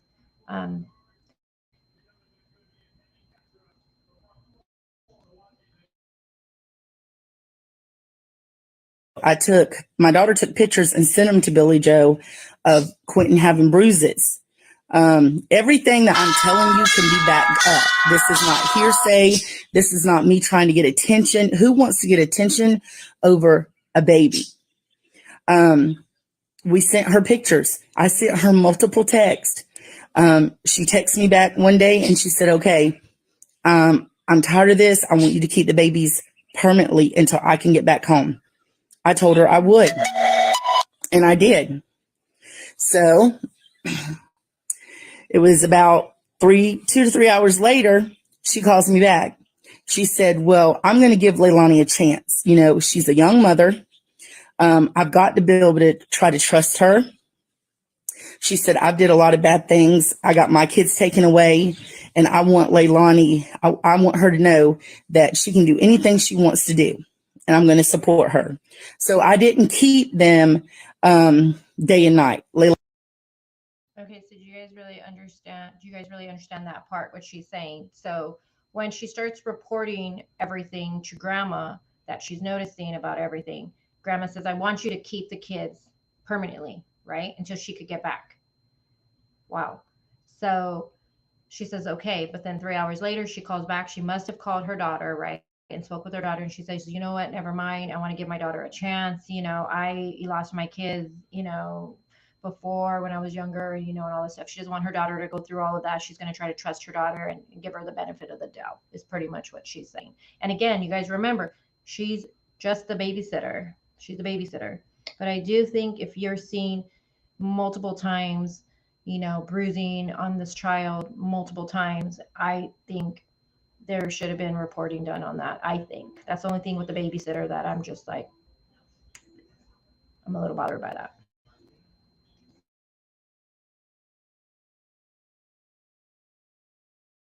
Leilani made it clear to me that she didn't want me to keep them like her mother had wanted me to. So I kept them during the day. They dropped them off at between 5:30 and 6, and they picked them up. Was supposed to, their schedule was 3:30, but sometimes they worked over and said her boyfriend would say, text me and say, I need to work a couple extra hours to make up hours. So can you keep them until 6? I would do that. We fed them. We took them places. I love them. They're kids. Like, who's not going to love a kid? So that's a little backstory of how I even met them. Okay, now let's get to the day that this happened. I keep them every day, Monday through Friday. I kept them sometimes at night. At 5:29, they text me. No, I'm sorry. Tuesday afternoon, they went home at 4:30, 5 o'clock. I got up in the morning at 5 o'clock on Wednesday because they usually got here around 5:30, 6 o'clock. I get a text at 5:29 saying, the kid from Danny, the kids are not coming. Leilani is with them. I put okay. Was it a little unusual? Yes, because even when she was off, I had them. She didn't know that we could see her. They sit on the front porch, but if me and the kids, and my kids too, but mine are basically grown, would go to leave, she would be on the front porch smoking, but she would duck and run inside so we wouldn't see her. But I had no problem keeping the babies. Was it for money? No, it wasn't. I charged them. I didn't even charge them for Sky. I charged them for the 2 boys, and it was $15 a piece, $30 a day. Okay, so that. Hold on, and I want to say something real quick because I watched this live yesterday. I watched it, and this thing is bugging me. There you go. And it looks like I'm flipping you guys off. And I watched this yesterday, and people in the chat were like, well, you did this for money and all this stuff. You guys, she was watching three kids under the age of 5. 3 kids. That's a lot of fucking work. And $15, she didn't even charge for the baby. She charged $15 for the 2 boy, $15 each for the boys. $30. You'll take your 3 kids to a daycare and see if you'll pay that much. Good luck with that. Well, good. It's kind of hard to find daycare, if they're not potty trained. I know back in the days when mine were little, it was really hard. But that's nothing. And who cares if she's getting paid? She's watching somebody's kids that she doesn't even. This isn't her sister's kids. These aren't her grandbabies. You know what I mean? People in the chat were just being so crazy over stuff that I'm like, you guys, is that even important? Is that important? Who cares she was getting paid? She should be getting paid. She's watching someone's kids Monday through Friday all day long, even keeping them on the weekends, and they're all under the age of 5. While her mom is on the porch smoking a cigarette, running inside when she sees the babysitter because she's like, "Oh shit, I don't want her to bring my kids home." Like, come on, you guys. Like, I don't know. I have a lot of respect for this babysitter because she is watching someone's kids that aren't even her own day and night. And she was only getting paid $30 a day. Good luck finding that price at a daycare. Like, seriously. Sorry, I just got to let that out because I was watching the replay chat of it and I was like shaking my head with some of the comments. I'm like, people were like, and I kind of understand why she deleted this afterwards. People were, I don't know, sorry. Okay, back to the stream.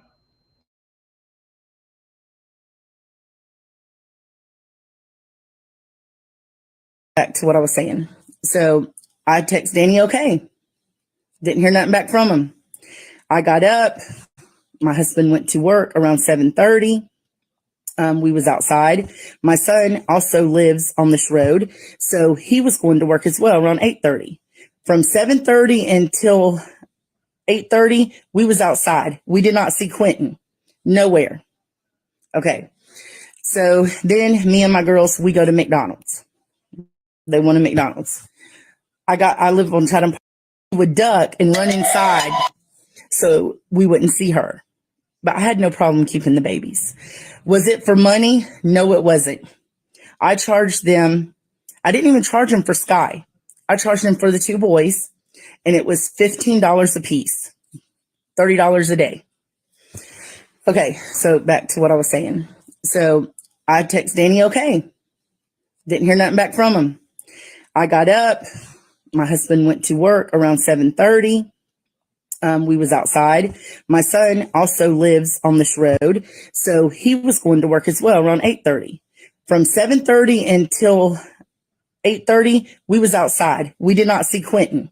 Nowhere. Okay. So then me and my girls, we go to McDonald's. They wanted McDonald's. I live on Chatham Parkway. The McDonald's is literally right down the road. On our way back, I get a text from Danny. He says, have you seen Quinton? I said, no, why? Well, immediately I called him and he said they couldn't find Quinton. Okay. So me and my oldest daughter here with me, we go over there. We get in the car and we go over there. I let my other daughter out. When we get over there, I asked, okay, he's a little boy. He likes to play and seek. He likes to get in my daughter's closet and play. He could be in a closet. He could be in a cabinet. Maybe he's playing hide and go seek. Me and my daughter help you look. They didn't want that. He stood there. He looked at me with the most coldest look I've ever seen and said, we've already looked. I said, okay. So I stood there for a minute and I looked.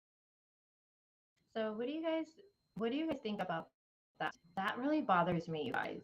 That they did not want help to search for the baby.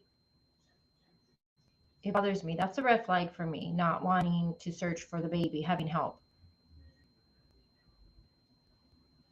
Sugar is now break that down by the hour and tell me she was not helping them out.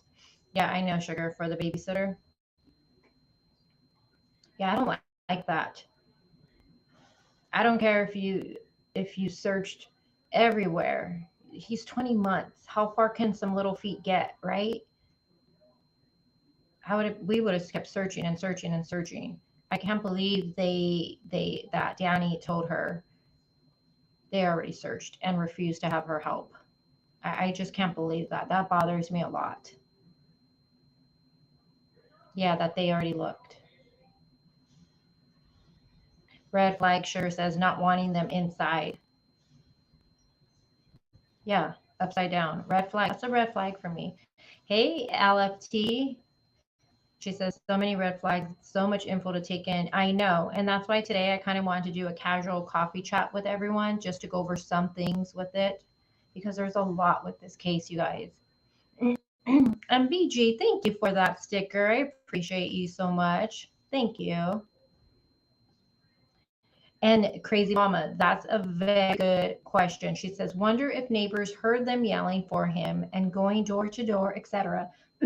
Because my ass would have been doing the same. And that's exactly what I was thinking too, you guys. Think about it. I would have did the same thing. Do neighbors have any neighbors? I haven't seen that so far. Have neighbors came out and said, yes, we heard them screaming for the baby outside. Yes, they came to my door, immediate neighbor, they came to my door asking, did I see the baby? That's a very good question. And I thought about that last night. So far, that has not came. No one has said that. And if no one claims that, red flag number, what are we at? I don't even know anymore. That would be a red flag right there.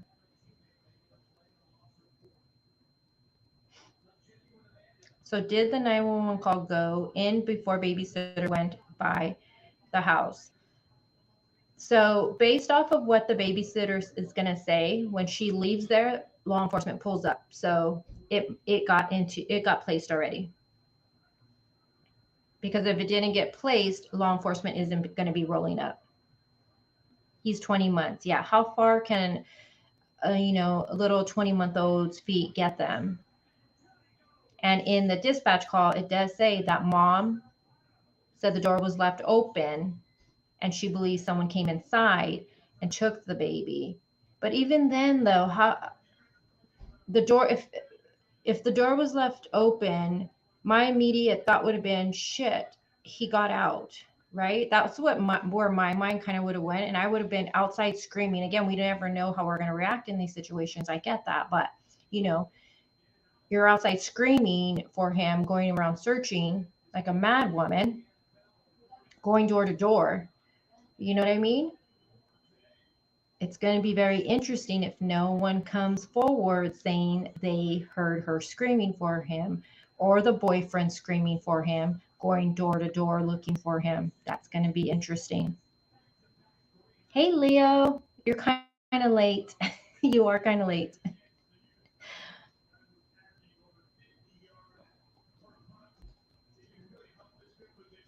I know, Donna, that's something that a lot of people are having a hard time with. She said, if she thought that, why didn't she ring the cops straight away? That is something that a lot of people are questioning. Yeah, Miss Ladybug, I know. You're outside screaming and going door to door. And then you're right there on the phone calling 911. But the boyfriend being there at that time, she must have rang him if he for sure went to work at 6 a.m. And then he came. And another thing I need to find out, which we're going to have to do some digging, where does he even work? How far is that distance? What's the route? Because I say if he in fact left to work that day, follow that route, follow his pings, what's around there. It has also been put out, you guys, that it was trash day that day, which a lot of people are really, worried that the baby was put in the trash can. I'm sorry, it's a little graphic, but people are saying it was trash day that day. Yeah, Leo. That's what.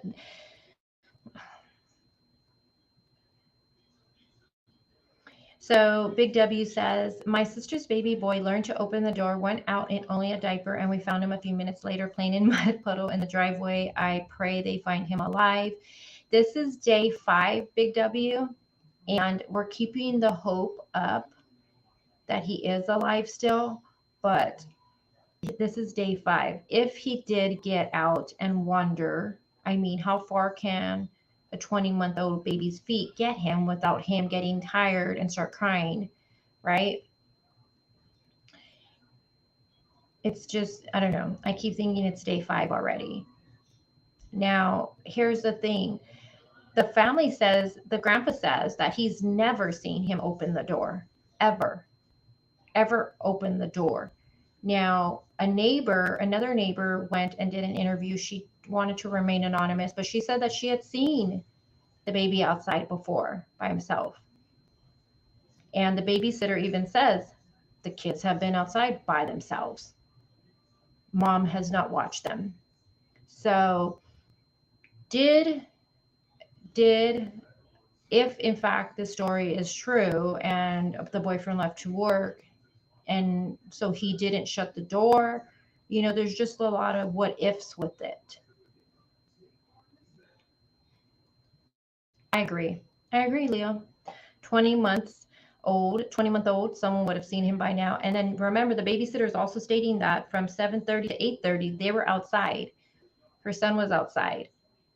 They live, she says it on here, 2 houses down. So if he got out, then you would have thought this babysitter's family that was outside would have seen him. They claim they never seen him during the time frame 7:30 to 8:30. He was never outside during that time.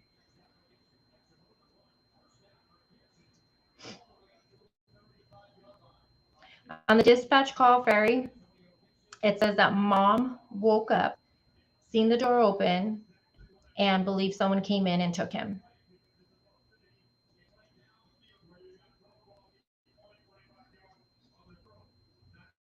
And I haven't seen anything that mom has done.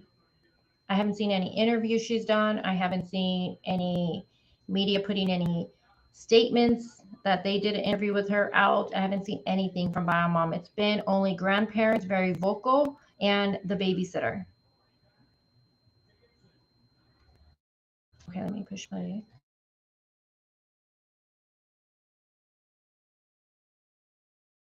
Looked around outside of where I was.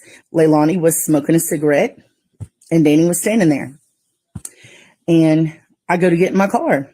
I was going to call Billy Joe, and I did call Billy Joe. She didn't call him.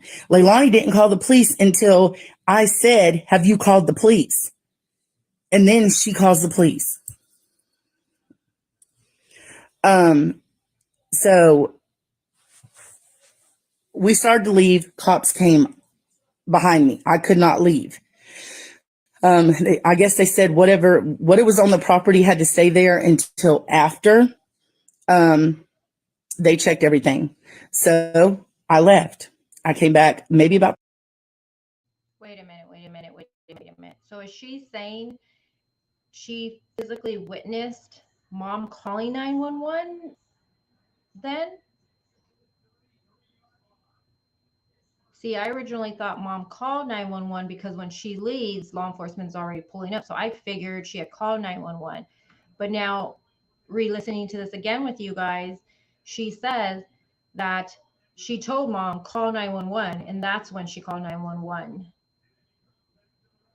Wow.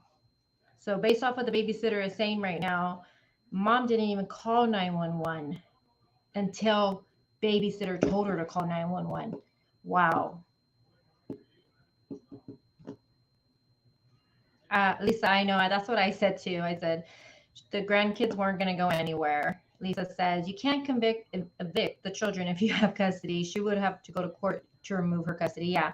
Yeah, I agree. That's what I said. I said those 2 kids weren't going anywhere. It doesn't work that way.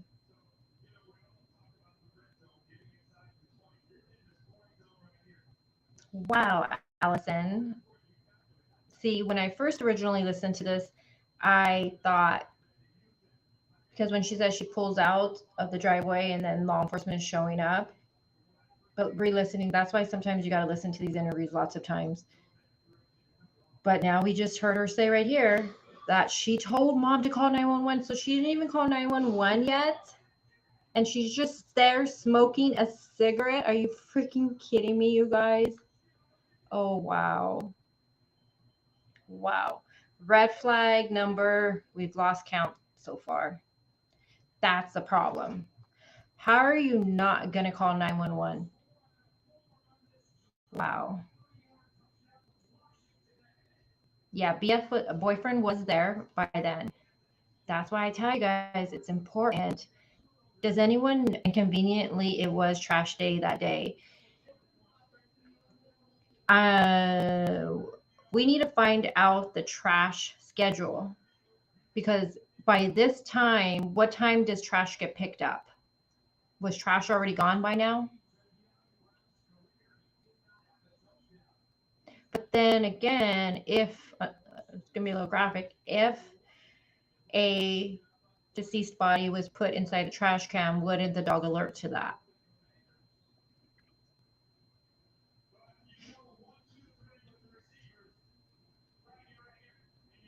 And if speculation time, Scott, where's your big old speculation post comment? I'm gonna speculate. If he was put inside of the trash can, um, trying to find him at the landfill. You think it was at 7 a.m.? There's an article saying, yeah, a lot of news stations are putting out, and I've seen this too, Allison. She says that there's articles saying this as well. Mom noticed baby missing at 9 a.m. but didn't call until 9:40. Yeah, that's what everybody's putting out on the media. Yes. And this is really upsetting to know. Let me know what you guys think. But she didn't even call 911. The babysitter had to tell her to call 911, and she's just smoking a fucking cigarette, and you're refusing help to even search for the baby. Yeah, that's not good, you guys.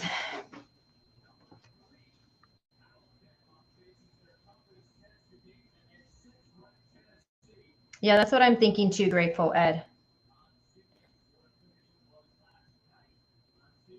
Just like for that mom who went missing, you guys remember, what was her name, out in LA? She was caught on surveillance leaving her house going to her son's football game, and then she was spotted at a apartment complex, but it was in LA, so they look like really nice buildings out there.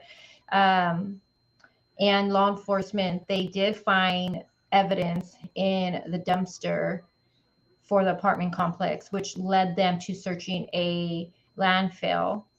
And there's been no reporting on if she was found there, if she wasn't found there, nothing. And that was a while ago. Who remembers that case?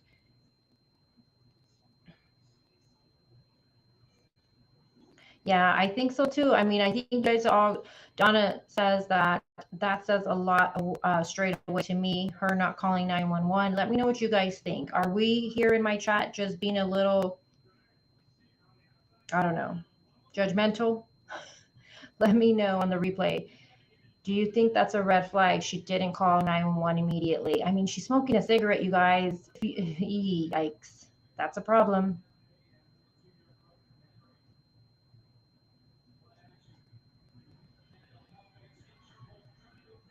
Yeah, BF's name is Daniel. They're referring to him as Danny.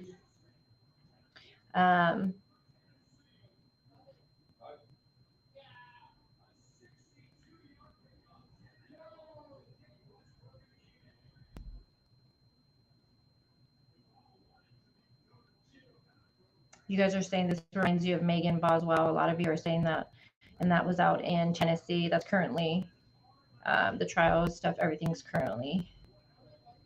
We just learned how that baby actually passed, which I was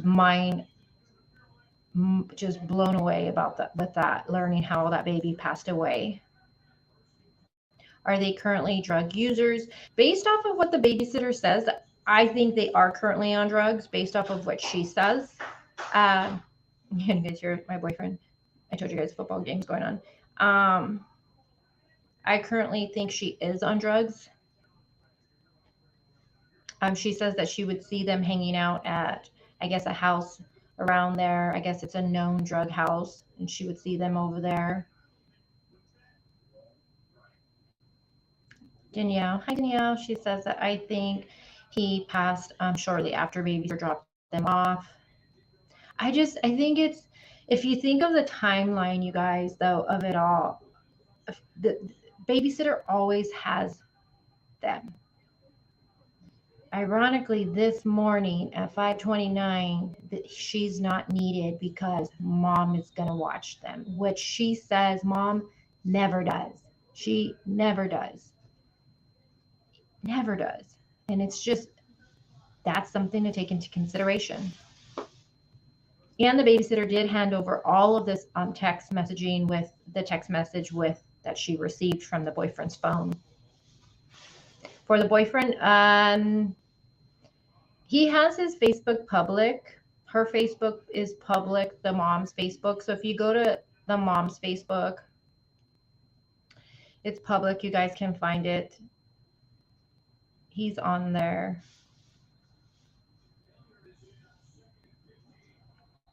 I'm kind of going with that too, Danielle. I kind of feel like that too, because take into consideration everything we're learning to when babysitter drops off baby. We're speculating here right now, you guys. So when she drops off the baby, she says, he was crying. He wants to stay with her.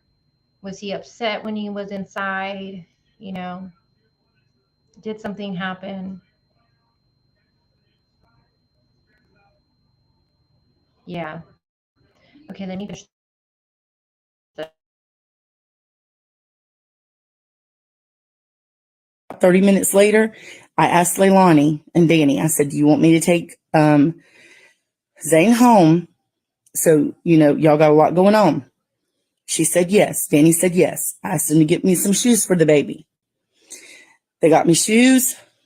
I came home. I called Billy Joe. Billy Joe had no idea. I've never spoke badly about Billy Joe.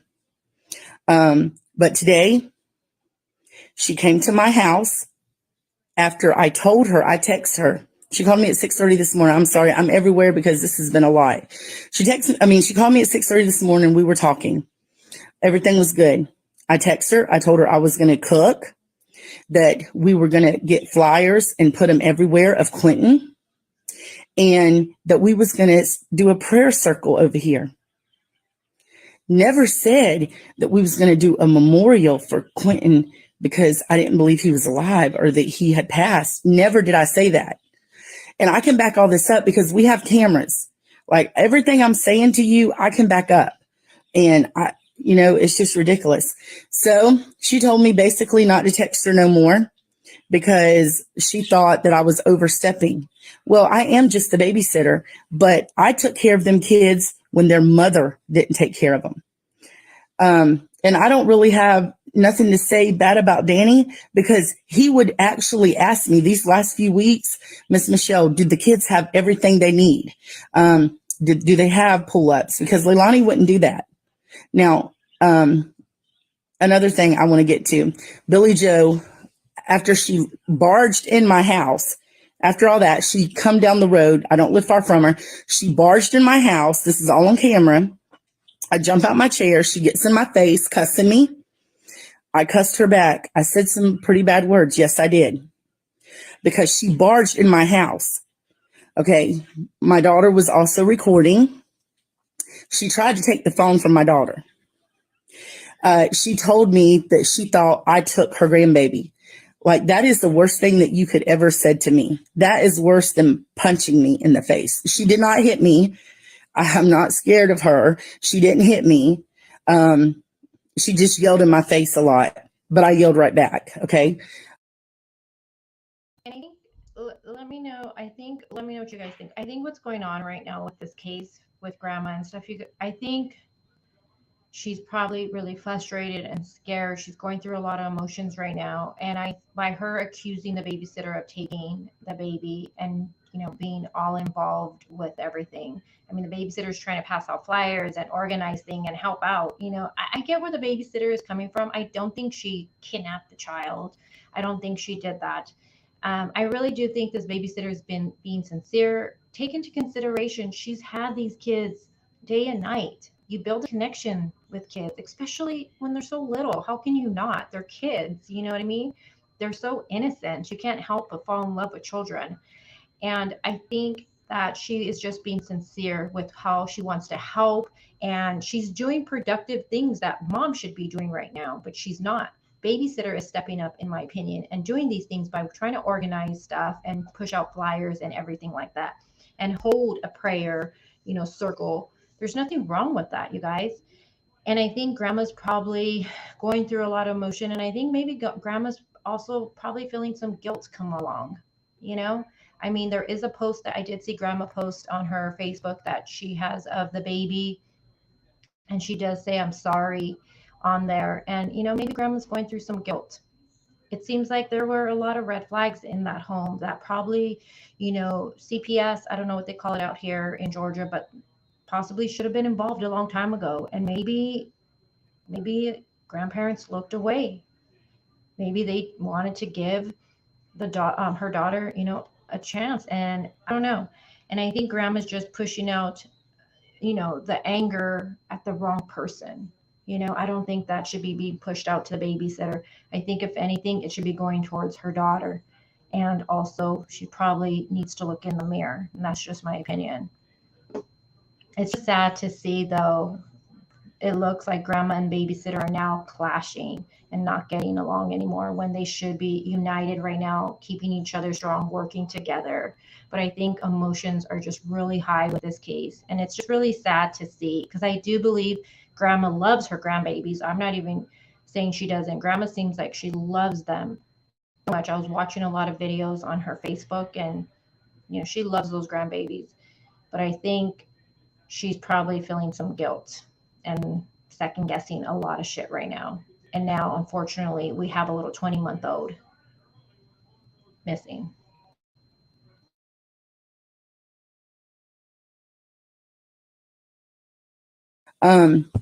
She said that I had sold her grandbaby. How do you do that? Someone that has been good to your grandkids, someone that has 6 kids of her own that are grown. How do you do that to somebody? And then she started screaming all the way down the road for my neighbors to hear. And like, I don't care, because they know me. They know the person I am. And then she started saying that she paid $700 for my kids to go to Splash in the Burris. My kids are grown. Okay. She asked me to take Quinton and Zane. Yes, she did buy the tickets. Just like I told the FBI agent, I never use them tickets. Them tickets are still there. The ticket thing is still on my phone. I never took her grandkids. I never took mine. She's never did nothing for me. I literally did not charge them a lot of money to keep these babies because I was worried about these babies. And not only me, there's neighbors up and down this road that has seen these babies outside. And I'm getting a lot of mad faces, and that's okay, because I have the truth. Every text that I have sent Billy Joe is on these phones. Every text, every conversation I've had with Billy Joe is recorded in my house. So the FBI can check this. I don't care. Like, I never want to go bash nobody. I am a Christian, but a Christian can stand up for herself, especially when you accuse me of stealing your grandbaby. I would never do that. I don't have anything on my record. I've never had defense. And the reason she brings up the Christian comment is because somebody had said, for saying things like, you're judging all this stuff, aren't you Christian? I hate when people throw in that card, like, so you're Christian, you can't stick up for yourself. Like, I just hate when people bring that up. Leo says, grandma is just very emotional. True. Look at her own daughter. Last place Quinton was in their care. I totally agree with you on that. And it's just sad to see that they're just, like I said, they should be united right now, because I do believe the babysitter really cared about these children. And I think grandma needs a big support system too right now. So it's sad to see them fighting. And somebody else had a comment I want to highlight.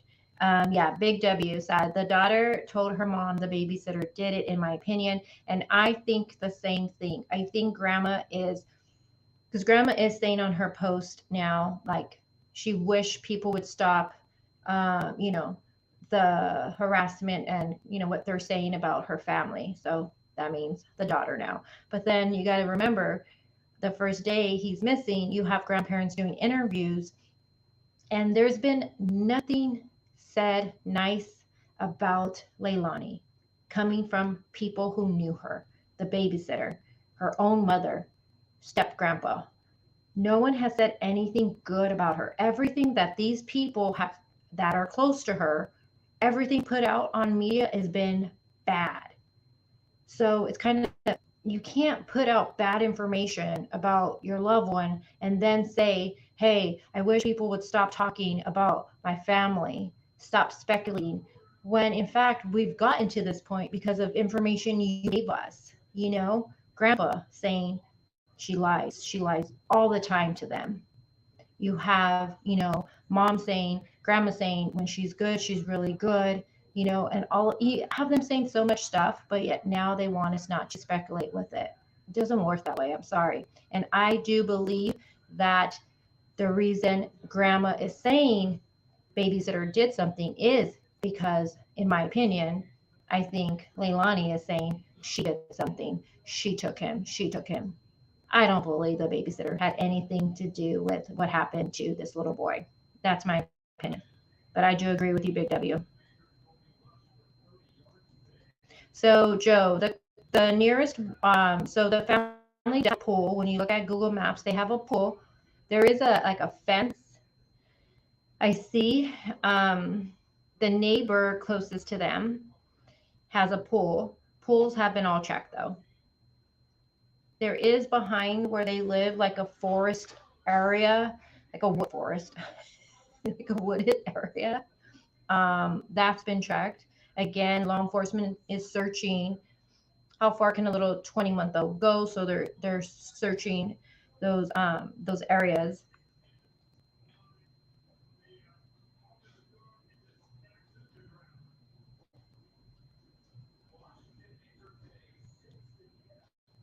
Allegedly says, just saying this whole selling humans. Thank you for how you're referring to that. Thank you, Scott. It does happen and has happened by blood relatives as well as connected people to the family. Doesn't matter how many kids someone has on either side. Also, there was a case a while back. The mom, God, I don't remember the name. I'm always bad with remembering the names because we cover so much stuff here. But she didn't have full custody of her daughter. The father had custody, but she did have certain visitation. She had just got back.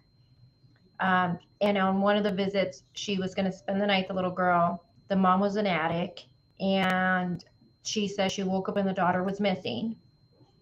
We shortly learned after that that little girl, she was found in like an abandoned home. And it turned out the person who actually kidnapped her didn't literally kidnap her. The mom sold her to him. And the mom was actually allowing him to do things to her prior to her actually going missing. And law enforcement said what they seen, how she was found, was one of the most horrific things that they ever seen. And she was a little, I forgot how old she was, but I wanted to do a video on that one, but I never got a chance. It was so heartbreaking to see. So it is possible. People do some really sick things in this world to their own children. It's going to bug me now. I want to know the name to that case. It does happen, you guys. It's something we don't want to actually discuss sometimes because it makes you so upset. And it's hard to imagine shit like that happening. Like, how can you give your little 4-year-old to somebody and allow them to do horrific things? Like, I can't, it makes me want to throw up. Scott, what was that case name? Remember the mom, she had black hair. She actually did an interview. She was giving away the little girl's toys to like before they knew exactly what happened, before they knew mom was connected. She was giving away the little girl's toys to like, I don't know if it was like a shelter or some shit like that. And she did a little interview and they're like, oh, why are you giving her toys away? You know, and she's like, oh, this is what she would want. She would want me to give her toys away. Bitch fucking was letting some guy do horrible things to her daughter. She's arrested though. Thank God. But that little girl, her last, and the father took it so hard. He had custody of her and he took it so hard. I felt so bad for him. There you go. Thank you, Luna. Thank you. That was a heartbreaking case. Okay, let me go back here.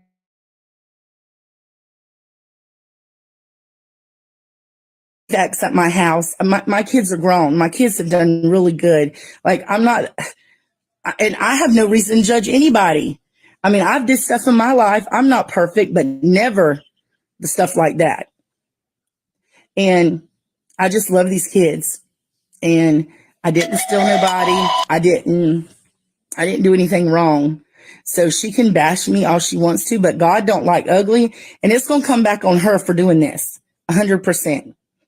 So somebody keeps asking me Did I think Leilani do I think Leilani done it? I'm going to tell you this, that a mother that lets her kids outside, that doesn't watch them, that numerous people have seen, that they're bruised, they're dirty, and there's plenty of evidence of this. You tell me what you think. I told Billy Joe my concerns. I sent her stuff, and she didn't listen to me. So she can't blame anybody but herself for what has happened. Nobody. And I see a lot of people commenting, but I can't do that. I can't answer all these questions right now. I don't know much about what's going on over there. I don't know what the FBI is saying. I did talk to the FBI. They checked my cameras. I told them I would when I called the police today on her, because I was going to press charges. You can't just bust in someone's house, and I'm still going to do it. I'm calling a lawyer Monday morning. You can't just bust in someone's house and then try to take their daughter's cell phone and hit their hand. You can't do that. Like, that's not allowed. But this has got out of hand. This is about Quinton. This is about Monkey. And yes, I am just the babysitter, I guess. But I watched out for them kids more than their mother ever did. So you can say what you want about me, have all the opinions you want, but it doesn't matter, because I know the truth and other people know the truth. And that is exactly what I wanted to say. That's it. I'm praying that Quinton is still alive. I'm hoping he is.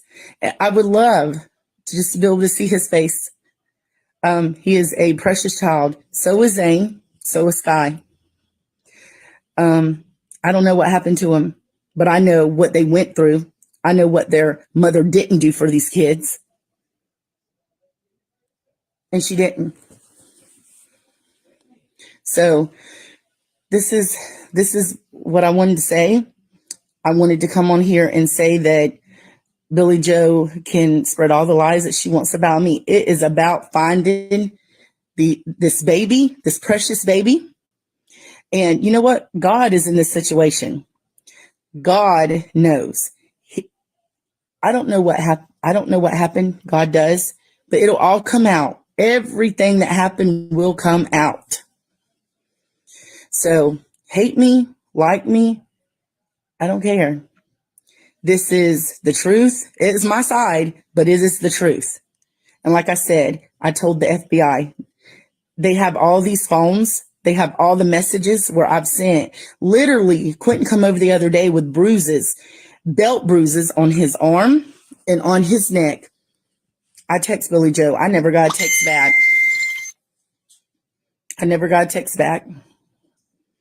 So I don't know what happened to these babies. I just know that I just know that I didn't do anything to the baby. We loved him.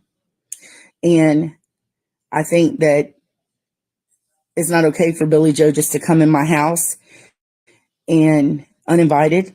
And I don't know what happened. God does, but it'll all come out. Everything that happened will come out.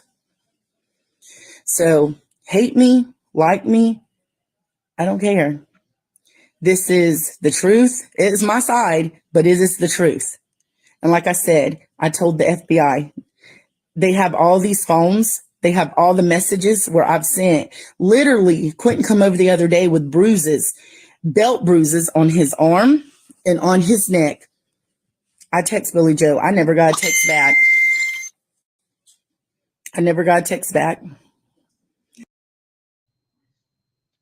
Sorry, I had to replay that to make sure I heard. So he came over just the other day with belt marks. He's 20 months old now. I'm not going to argue with people whether you believe spanking, not spanking is one thing, but a belt mark on, she says, on his neck, on his neck. Why does a 20-month-old have a belt mark on his freaking neck? Why? And what does that mean, a belt mark? Was there a belt around his neck? Oh my God, my thoughts are going crazy right now. Why does he have a bout mark on his neck? And she says that she told Billy Joe, the grandma, about this. She's saying she has text messages and proof, and that grandma never replied back to her. And she's saying she gave that information to the FBI. Wow. I feel like I am so heartbroken for this child. She's going to go into it right now. I'm getting kind of upset over this. She is going to go into it, but she does say that the oldest son was, I don't know if she already said it, sorry, my mind's blown, but she does say that the oldest son was Leilani's favorite. She let it be known that that was her favorite, the oldest, the 4-year-old. She would say, that they had the most time together. They've been through a lot together, her and the 4-year-old. So that was for sure, she says, her favorite, and then you think about it, the baby, her newborn, that's her boyfriend's, baby, a little girl. She probably got a lot of attention. Then you have Quinton in the middle. And I kind of feel like he definitely probably got the shorter end of that stick in that home. And based off what this babysitter is saying, and she's saying she has the proof with text messages, and she sent all of that to law enforcement that this little boy was being abused, it seems like. And it's really frustrating to know that, you know, no reports were made. Not saying if the reports were made, CPS would have done anything because, that's another live stream discussion. They fail a lot, but at least it would have been, she would have reported it. Maybe something could have been done. It's heartbreaking to know that this little boy was abused in that home, it seems like. Very heartbreaking. And welcome to the family, Leo. Thank you for joining. I see you up there. Why do I see you twice? God, this is so frustrating, you guys. I know, Sugar, it's heartbreaking to hear that there was proof of him being abused because, and nothing was being done. I don't believe she's guilty, Scott. And for your comment you put up earlier, I agree, but then I feel like, you know, I think she's frustrated and I think she's angry, and I'm not finding excuses for the babysitter by doing this live stream or anything like that. But I think she's just trying to clear up a lot of things. And I am happy she did this interview actually, because when she did the Ziggy interview, the audio was really bad to hear. And there are things being put out by media that it left you confused. That was misinformation. And her doing this clears up a lot of things for everybody. And this interview actually had me go through and vet through things that she stated, gave me more of a consistent timeline with everything. Um, and who actually contacted her, because in the media it is said that the mom contacted her in the morning at 5:30, at 5:29. We know now she's saying no, it was Danny. Let me correct myself. Allegedly it was Danny, because it wasn't a phone call, it was a text coming from his phone, fact. But we don't know who actually sent it. It could have been Leilani using his phone. We don't know. Hey Vicky, I believe the babysitter. I do.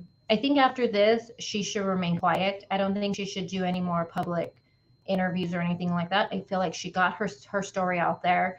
She got the story of what happened and took place with Quinton, and when she dropped him off to the following day. That's important information. I see she put her side of it all. She gave us information of what she's witnessed. But I think after this, she's already done what she's needed to do. She should just remain quiet. I don't think she should go and do any more public interviews anymore, because then it's going to become a shit show and it's going to turn into a complete circus on all social media. And you guys know what I'm talking about.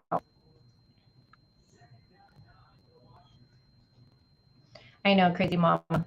I feel like in a way, everybody to some degree has failed the children.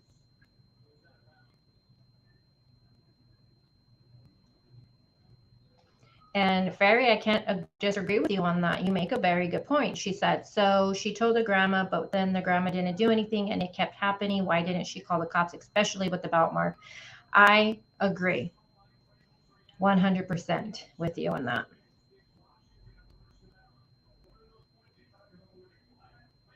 Thank you, Leo, so much for all your support. I appreciate you. Thank you. I appreciate that.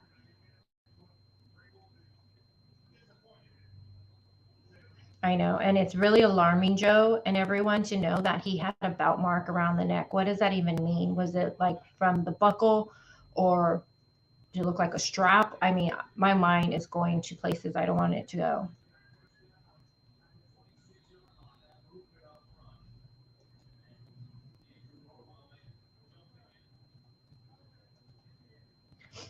Well, here's the thing. So Scott says, well, I'll try to fix this. When I had a magic store, we threw birthday parties. I saw a girl that seemed abused, reported it, and it turns out she wasn't, and I was almost sued. Well, that's why I said in the very beginning of this live stream, if you see a kid with a bruise once, okay, please don't report it, because kids have accidents all the time, especially boys. They're so rough, especially if there's two of them. You know, like I said, my daughter fell off a bed, fractured her elbow, things when they're little, they get hurt. Okay. But if you are, like she's saying, she's witnessing this, and this is frequent multiple times. I mean, if I'm watching someone's child, you guys, and I'm seeing they're coming over with bruising all the time, I don't care what the parent is saying, I'm going to report it. And I'm sorry if the kid wasn't really being abused, but most of the time, if they keep coming over like that, I'm sorry. We cover these cases so much.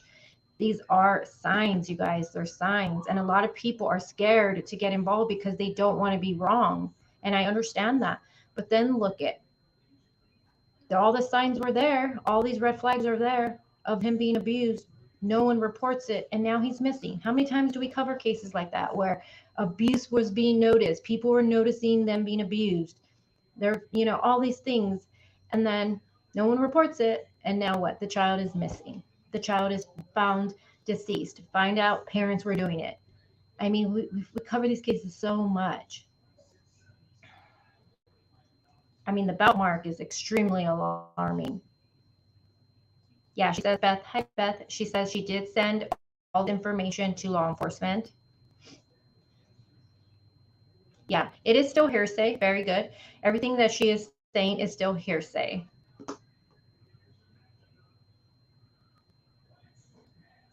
Well, we adore you, Leo, and I just want to thank you again for all your support.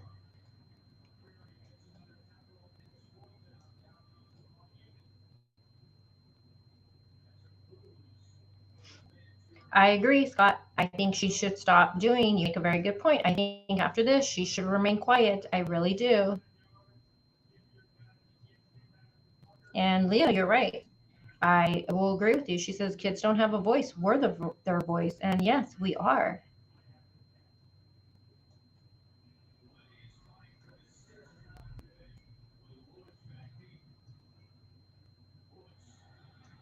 Yes.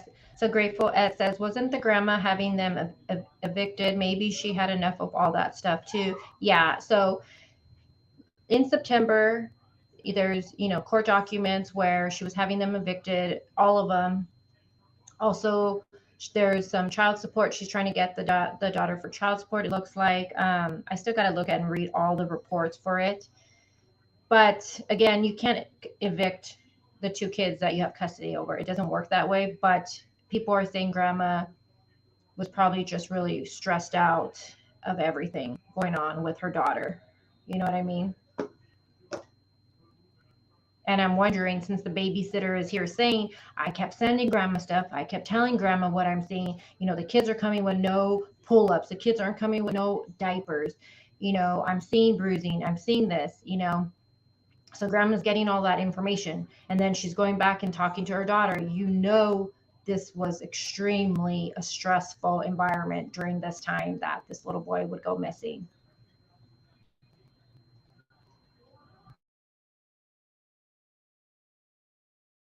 So I don't know what happened to these babies. I just know that this baby, I just know that I didn't do anything to the baby. We loved him.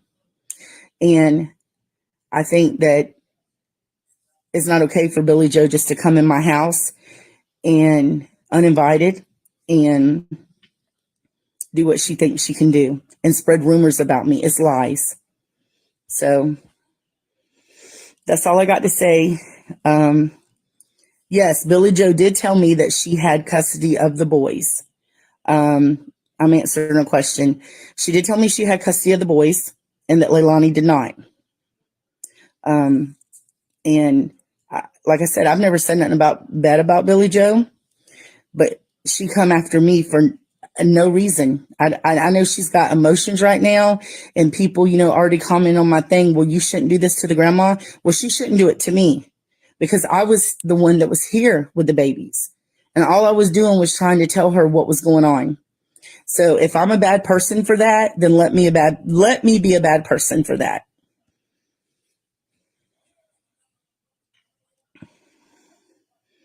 Could I go through the timeline again? Okay, at 5:29, I got a text on Wednesday morning saying that from Danny that they was not coming. Leilani was with them. Then at 9 o'clock, I got a text from Danny asking me if I had seen him. I said no. I called him immediately. He said they couldn't find him. I went over to their house. She did not end up calling the police until after I got there. It was I think it was about 9:35, 9:40 when they finally called the police. And literally that's all I know. All I know is what I seen, and not just me. It's more people down here, this road. What I seen when they were with Leilani. That's what I seen. I never said that I was their mother. I'm not their mother. I'm just someone that cares. That's it. I'm just someone that cares. And sometimes I think that gets me in trouble because I care too much. But yes, that's all I got to say. I just wanted to set the record straight. I just wanted everyone to know what was going on. But I have all the texts that Billy Joe and me text today. I never cussed her. I never said anything bad to her, negative. She just went off on me for no reason. But I can back everything up. Everything can be backed up. So I'm going to let it go after this. I'm not going to worry about it no more. And I'm going to put it in God's hands. That's all I can do. So thank you all for watching. I know everybody on here, there's so many people around the world that is praying for Monkey. I called him Monkey. Me and my girls called him Monkey. And he would just smile ear to ear. And he smiled with his eyes when you called him Monkey. He just smiled so big. But we're praying. We still have faith. And that's all I got to say. But thank you guys that joined. Thank you for the positive remarks that's been coming in. And thank you to those who just are bashing me. It's okay. I know. So, all right. Well, I hope y'all guys have a good night. If you have any more questions, I can try to answer them in my message. And then shortly after that, she does end her live after that. Now, this live is no longer available. She has deleted live stream. She has deleted it, and she's deleted everything on her social media. I want to put his photo back up really quick. Hold on. This is the house real quick. But she has deleted everything with Quinton on her Facebook. I look so short. With Quinton on her Facebook. And based off of this, I think maybe because of she's getting a lot of backlash from it and stuff like that.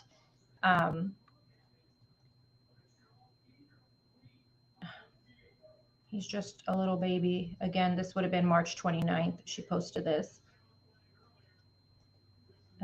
Again, the boyfriend, Quinton, crying, and the little 4-year-old Quinton right here. He looks so cute right here. This was in May. He's little right here. I'm going to leave this photo because I love this photo of him, his big brown. It says his eyes are hazel. Hazel, I believe, on the flyer. But he's such a cutie, such a cutie. Allison says, I think we're missing an important fact here, and I left that up because I want to make sure I remembered it. Allison, she was the caregiver. She should have reported it because she was responsible for that child as well. And I kind of disagree with you. I feel like after she started seeing multiple bruising coming across and she's questioning it, that's when she should have picked up the phone. I will agree with you. I'm not going to disagree with you on that.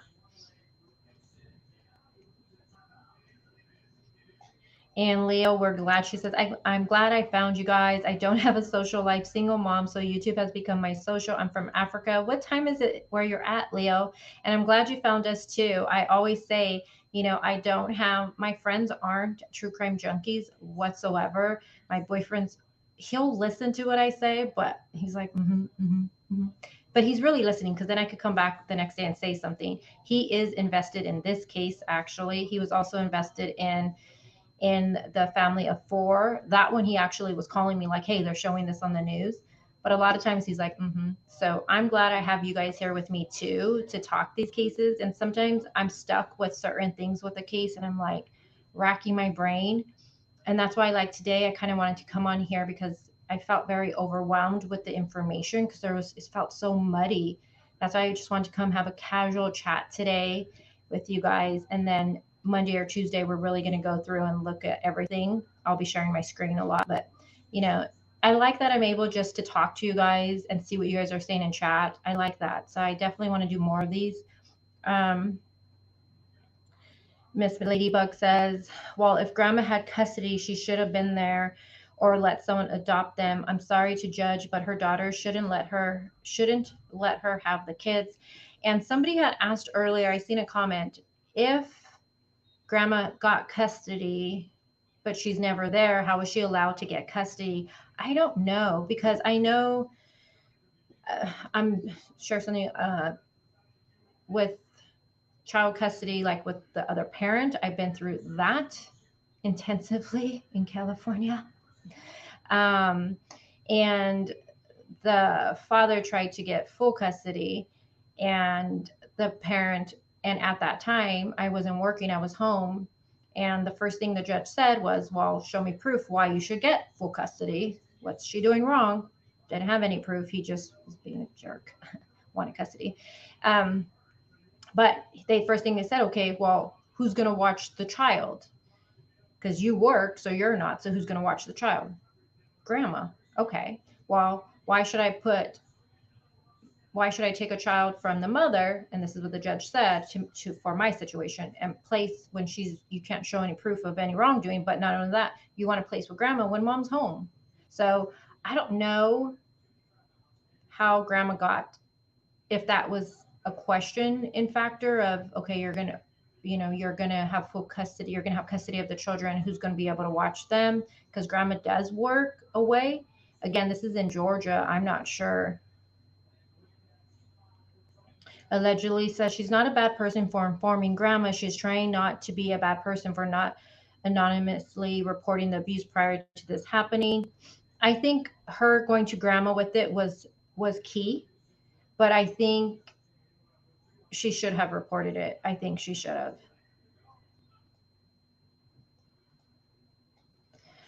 Crazy Mama says, Danny sent earlier a text saying, don't need babysitter, and text again a few hours later asking if he saw. Yes, red flags there. And another red flag I can't help but babysitter has them every single day. Ironically, the day he would go missing, Leilani all of a sudden is doing mama things with them and is going to be with them when that never happens, as we just heard from the babysitter. Again, like Scott said in the chat, this is still hearsay what the babysitter is saying. I want to make sure we say that. I think she genuinely cares for the kids, the babysitter. I do. This breaks my heart for all of these kids out here that aren't being taken care of in the right way. I mean, look at Summer Wild's case. there were clearly signs of neglect in that house. I mean, I think um, children's services failed those kids because there were reports made for them. I think those kids were just failed in that case. Bringing home the missing, yes, they're never forgotten just because they're missing.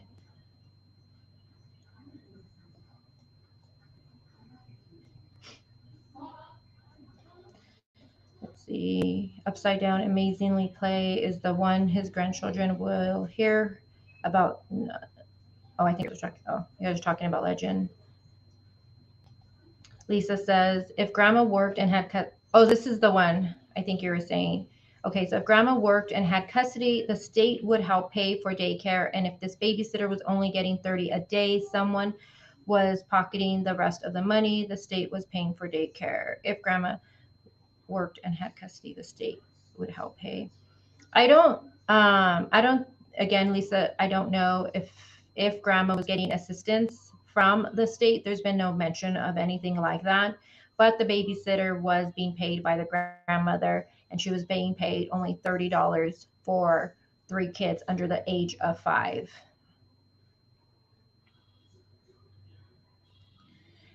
And this is something I've seen being asked in the group. Did none of the neighbors have cameras? I don't know. I know babysitter has cameras, right? Um, I'm not sure about the rest of the neighborhood. And when we go and do our deep dive into this case, we're going to look at the map. It seems like a nice area to me. There is wooded area behind where they live. Grandma's house has a pool. The house next to it has a pool, but those were looked at. I know, Upside Down. How can anyone hurt this child? So far, what we've heard so far, what are your guys' thoughts with it? There's a lot of red flags with this case. There's no denying it. I mean, there's a lot. The, you know, first red flag for me would be how ironic that everyday babysitter has him. The one day he goes missing, mom's up. Also, then we have where they don't need help from the babysitter. That's a red flag for me. He's 20 months. How can you refuse help? And a huge red flag is, them not calling 911 yet. The babysitter says she had to tell them to call 911, again, allegedly. And then she places the 911 call. And then a big red flag, if this is in fact true, that Leilani was telling family members that the bio dad came and picked up the child. That's huge for me.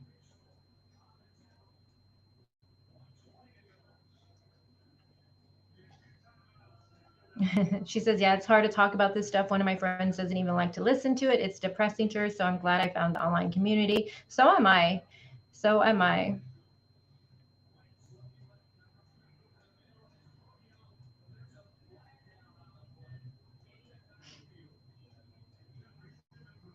The latest photo of Quinton, let's see if I have it on here.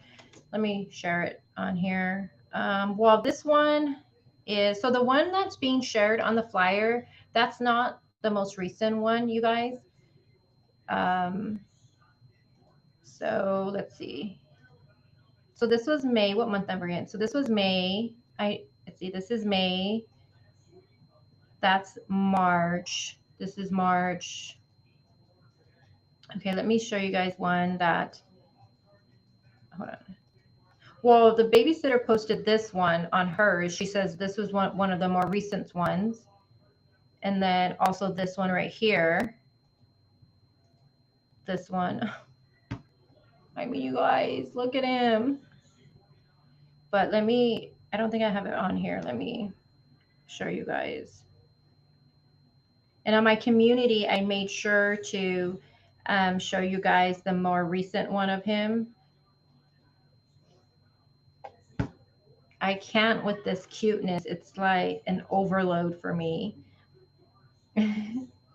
It's an overload. Okay, hold on. Let me send myself these real quick and I'll share them with you. And these were from the babysitter.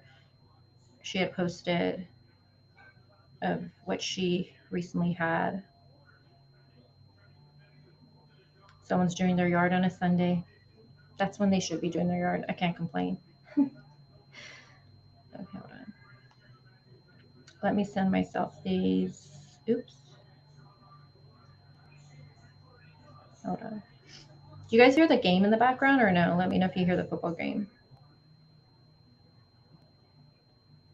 Okay. And this is a recent one too. Hold on. Where is it? This one right here too. This is Grandma again. Grandma posted a photo of her with the baby. Recently, Grandma looks really bad, you guys. I know we're really upset, but can we drop some prayer hands for the grandma? I know we're all upset with the what ifs should have been done with this case, and I'm right with you guys with it. But man, Grandma looks bad. She looks really, really bad. Um, that's another recent one. Let me get you guys that are. You guys, it's getting hotter. Hashtag Nelly. Whew. I don't know if the AC is on. It is 85 degrees in Arizona. Can we just get to some freaking cold weather, Arizona? You guys are, no, you look so glowy. No, this is probably becoming sweat. Okay, let me show you guys these two more recent ones. And while I'm doing this, thank you guys for being here with me, talking casual little chat with this case. Can anyone check real quick? Is there any current update with this? Anybody? Okay.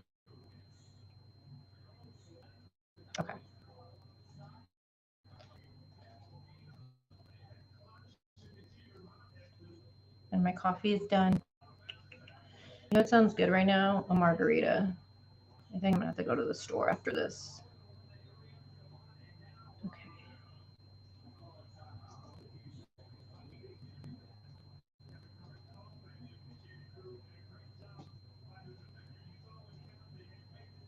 I'm just transferring it over so you guys can see it.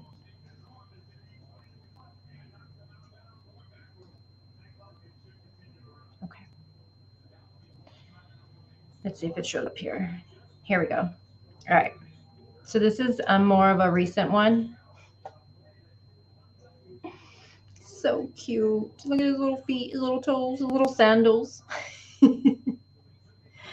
So this is a recent one of him. So 20 months old.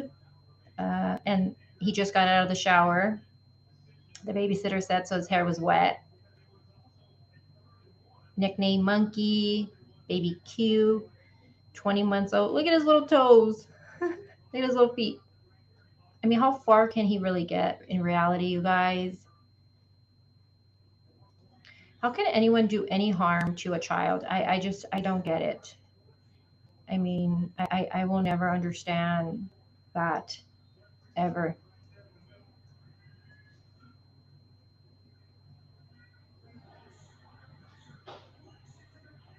Yeah, Crazy Mama says, so because it either happened at the night before or early morning. Yeah. So where I'm at with this case, you guys, um, oh, I know, Miss Ladybug, Arohi from the Merced kidnapping. I know how she was left there and she passed away from the elements. She's left right there by her family. I just, like I said during that live stream, and this is a different case in case you don't know it. Merced, California, a family of 4 was kidnapped. One of them was an 8-month-old baby, and they found the family all deceased, including the baby. And then we learned the baby passed from the elements, so that means she was just left there. And I just hope she was left by her mom so she could feel the mom's skin at least. Heartbreaking case. There's evil is real. Yeah, and me too. She had to work, so I get it. And I think too, that's why she had this babysitter put into place because she had to work so much. You know what I mean? And that's why the babysitter looks like she had the kids all the time.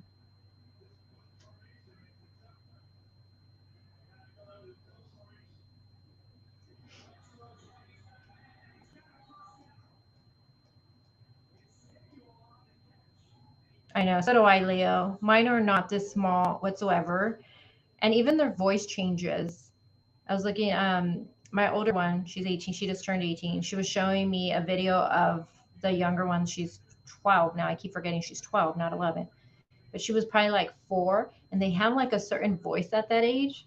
And I'm like, oh my God, I missed. They were so sweet and so little. I know. All right, you guys, I think I'm going to wrap up this live stream. I am sweating up in here. Whew, you guys.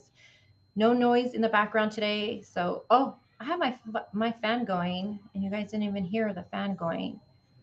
Um, so I do want to thank you guys all for discussing this case. My theory is either, don't forget though, we got to remember who was left in the home. Like we need to remember it was boyfriend, mom, and uncle. I mean, I'm not accusing anyone of anything really, but well, the parent mom is I'm accusing stuff of. But what about this uncle? What if something happened with him? Um, we don't know either. So, I mean, but it is red flag though. I think we all agree with the whole canceling of sitter, and then, you know, he goes missing on that day. So, yeah, Leo, the uncle was there. Grandpa said, and I'm going to drop the video of the grandparents interview. I clipped them. I try to find all of them, and I clipped them for a video for us to watch for the next live stream. So I'll put that out first. I'll put that out later. But Grandpa says who was there during the, when he would go missing is mom, boyfriend, the 3 kids, and the uncle. So they were there. Grandpa was gone for work, I believe, or I'm assuming for work. And then grandma was gone for work. So did something happen with did uncle do something? I don't know. Of course, we're just trying to figure things out, but you guys already know how we do things here. We always look at the people who were last around during the time of this person that we're reporting on that goes missing. So yeah, the uncle was there. That's what the step grandpa said. He says it in the interview he did with the media. So did something happen with the uncle? I don't know, you know. And what I've gathered, he's about 21 or 22 from grandma's post. So, but I kind of feel that since we know drugs are involved, did an accident happen where, I mean, okay, did he wander out the door? Was the door left open? Did he wander out knowing that he's been out by himself before? Did he wander out? How far can he have gotten? Did someone see him out? There's been no reports of anyone seeing him outside that morning. The babysitter claims that her family was outside from 7:30 to 8:30, and they didn't see no sign of him during that time. So, did someone go inside and kidnap him? I wish we can get someone who would be good to. I know you guys don't really. You guys have like, but maybe the interview room. I would love to hear his insight with, his. He brings on panel that guy Steve, who does like profiling and all that stuff. Scott, I know you're gonna know who I'm talking about. I wish we can get their intake on this case. I would love to hear what they have to say about it. Something's going on over there for the game. Miss Ladybug says, if he did wander out, why is the mom not looking? I know. See, this is what I love about you guys. If he did go missing, why hasn't anyone come forward? I mean, no one said anything that they heard her screaming for him. No one's come forward saying, yeah, mom came over. And some of the neighbors have done interviews. I seen one neighbor do an interview, and she did say that she did see him outside by himself one time. A babysitter says she's seen them outside by themselves also, with mom nowhere to be found. So it seems like mom isn't watching these kids, because a 4-year-old should not be outside by themselves. I think we can all agree on that. A 20-month-old should not be outside by themselves. So obviously, mom wasn't watching her kids like she should be when she did have them. That's clear, unfortunately. Um, but if he did wander out, why wasn't mom going to neighbors? No one said that yet. So Leo said a neighbor would have seen him. Yeah, I think Joe would. I think Joe says, "Yep." Interview would. I would like. I think I'm gonna tell ask them if they can cover this case. Mike does pro. But I like Mike from Profiling Evil. I do. I like him a lot, you guys. But I really, really like that guy Steve that the interview has on his channel when he does these cases. And he has a YouTube channel. I'm gonna have to go find it, and I'm gonna see if they can cover this case because I would really like to see what they think about is the possibility that someone did go in there and take the child. I would love to get their insight on that. Judy Ron, it would be, well, I have a feeling Judy Ron, because he's very blunt. I feel like because he was very blunt with the Summer Wiles case. So I think if he covers this, I kind of feel he's possibly going to be like mom and boyfriend.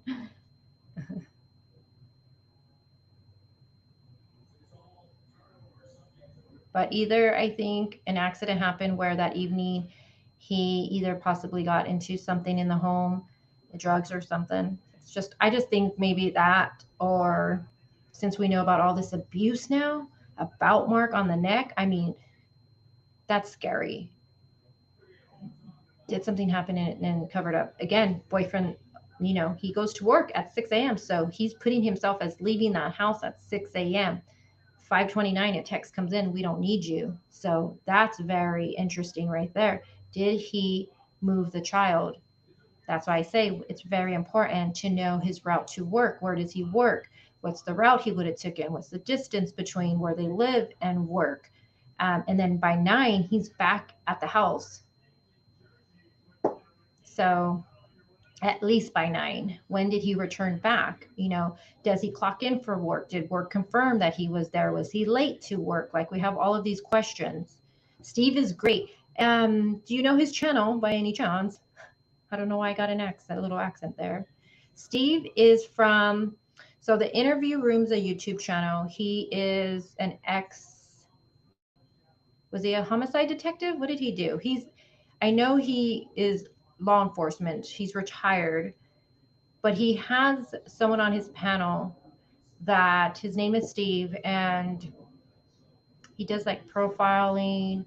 He has background too with law enforcement.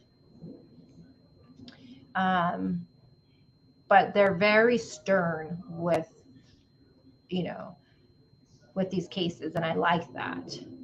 And I would love to know what their opinion is. Don't get Scott started, Leo. Don't get him started with that. Don't. He says, personally, speculation and theory. With what little I know about this, it seems to be mom and boyfriend. A lot of it's hearsay coming from babysitter, but I do believe what she is saying, though. I do. I mean, she's saying she has text messages of her sending these messages about abuse to grandma. She has proof of that she's handed over to law enforcement. You know what I mean? And photos. So she's saying law enforcement has that. So I do believe what she's saying on that. Don't get him started, Leo. He won't stop. Don't do it. Not on a Sunday. All right, you guys, I'm going to wrap it up. I want to thank you guys for being here with me. I didn't think I was going to be on here this long. Oh my gosh, I thought I was going to be on here for like 40 minutes, and here we are. So,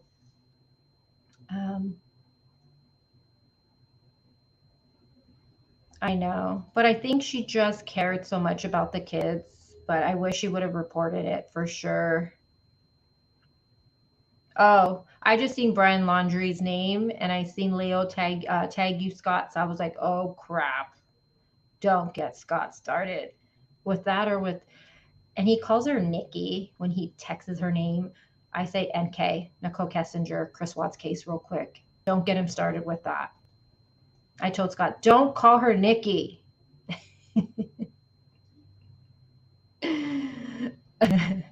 Oh my God, Leo, don't start. Hey, Margie, you're here. Well, we're wrapping it up, Margie. How are you, my friend? I miss you. I hope you're doing well. Send me a card in the mail. Let me know how you're doing. Stop calling her Nikki. Stop, Scott. Stop it. We don't call her Nikki. We call her NK. We call her the mistress. Don't get me started. Now I'm visualing the brown bikini.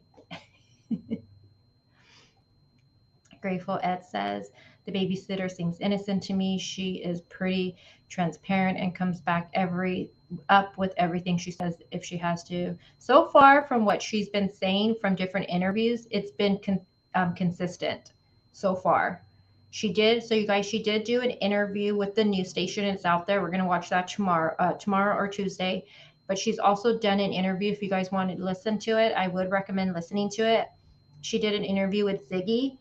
You guys know who she is if you've been with me for a long time, the Summer Wiles case. If you don't, just type up Ziggy, what is it? Zigggy, I think she spells it, and then put Summer Wiles. She'll pop up. She did an interview with the babysitter. But I do want to warn you that audio is really, it's a lot. So put the earphones on and get your notepad. I would love for you guys to listen to that. So when we do another interview, you guys can let me know what you guys think about all of that. Nikki with the brown bikini. Ew. I used to have a little emoji for members of the brown bikini. I don't think I still have that. I think I took it off. Truth to lies. I just forgot why you're saying that. What did I ask you? You guys, it smells like ribs. My boy is smoking ribs today. You could smell it. It smells so delicious. Andrew, is Andre? It's Andre. Oh, Andrew. Sorry, Andre. I called you Andrew. Andre. Sorry. Um. Oh, Steve. There you go. There's the channel. Oh, thank you. You're awesome. Truth to lies. Oh my God, all these comments are coming too fast.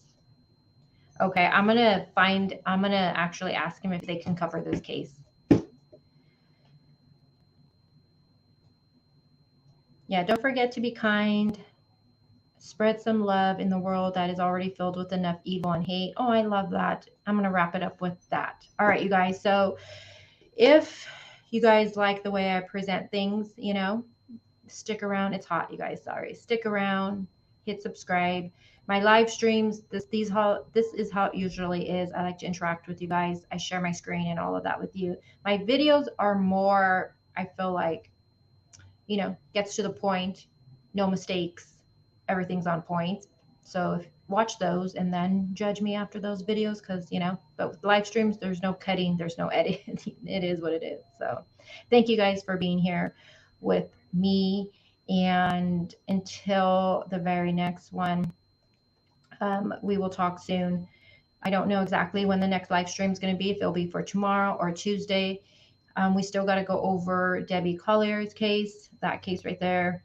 We're still covering that one. And yeah, we're going to start covering this case now. So again, thank you guys for being here with me for this casual coffee and crime. I really enjoyed just being able to comment and discuss and see your guys' comments, what I meant to say today. So I really enjoyed this stream. So thank you guys again. And as always, you guys already know, stay blessed and stay grinding until the next one. I'll talk to you guys all soon. Bye.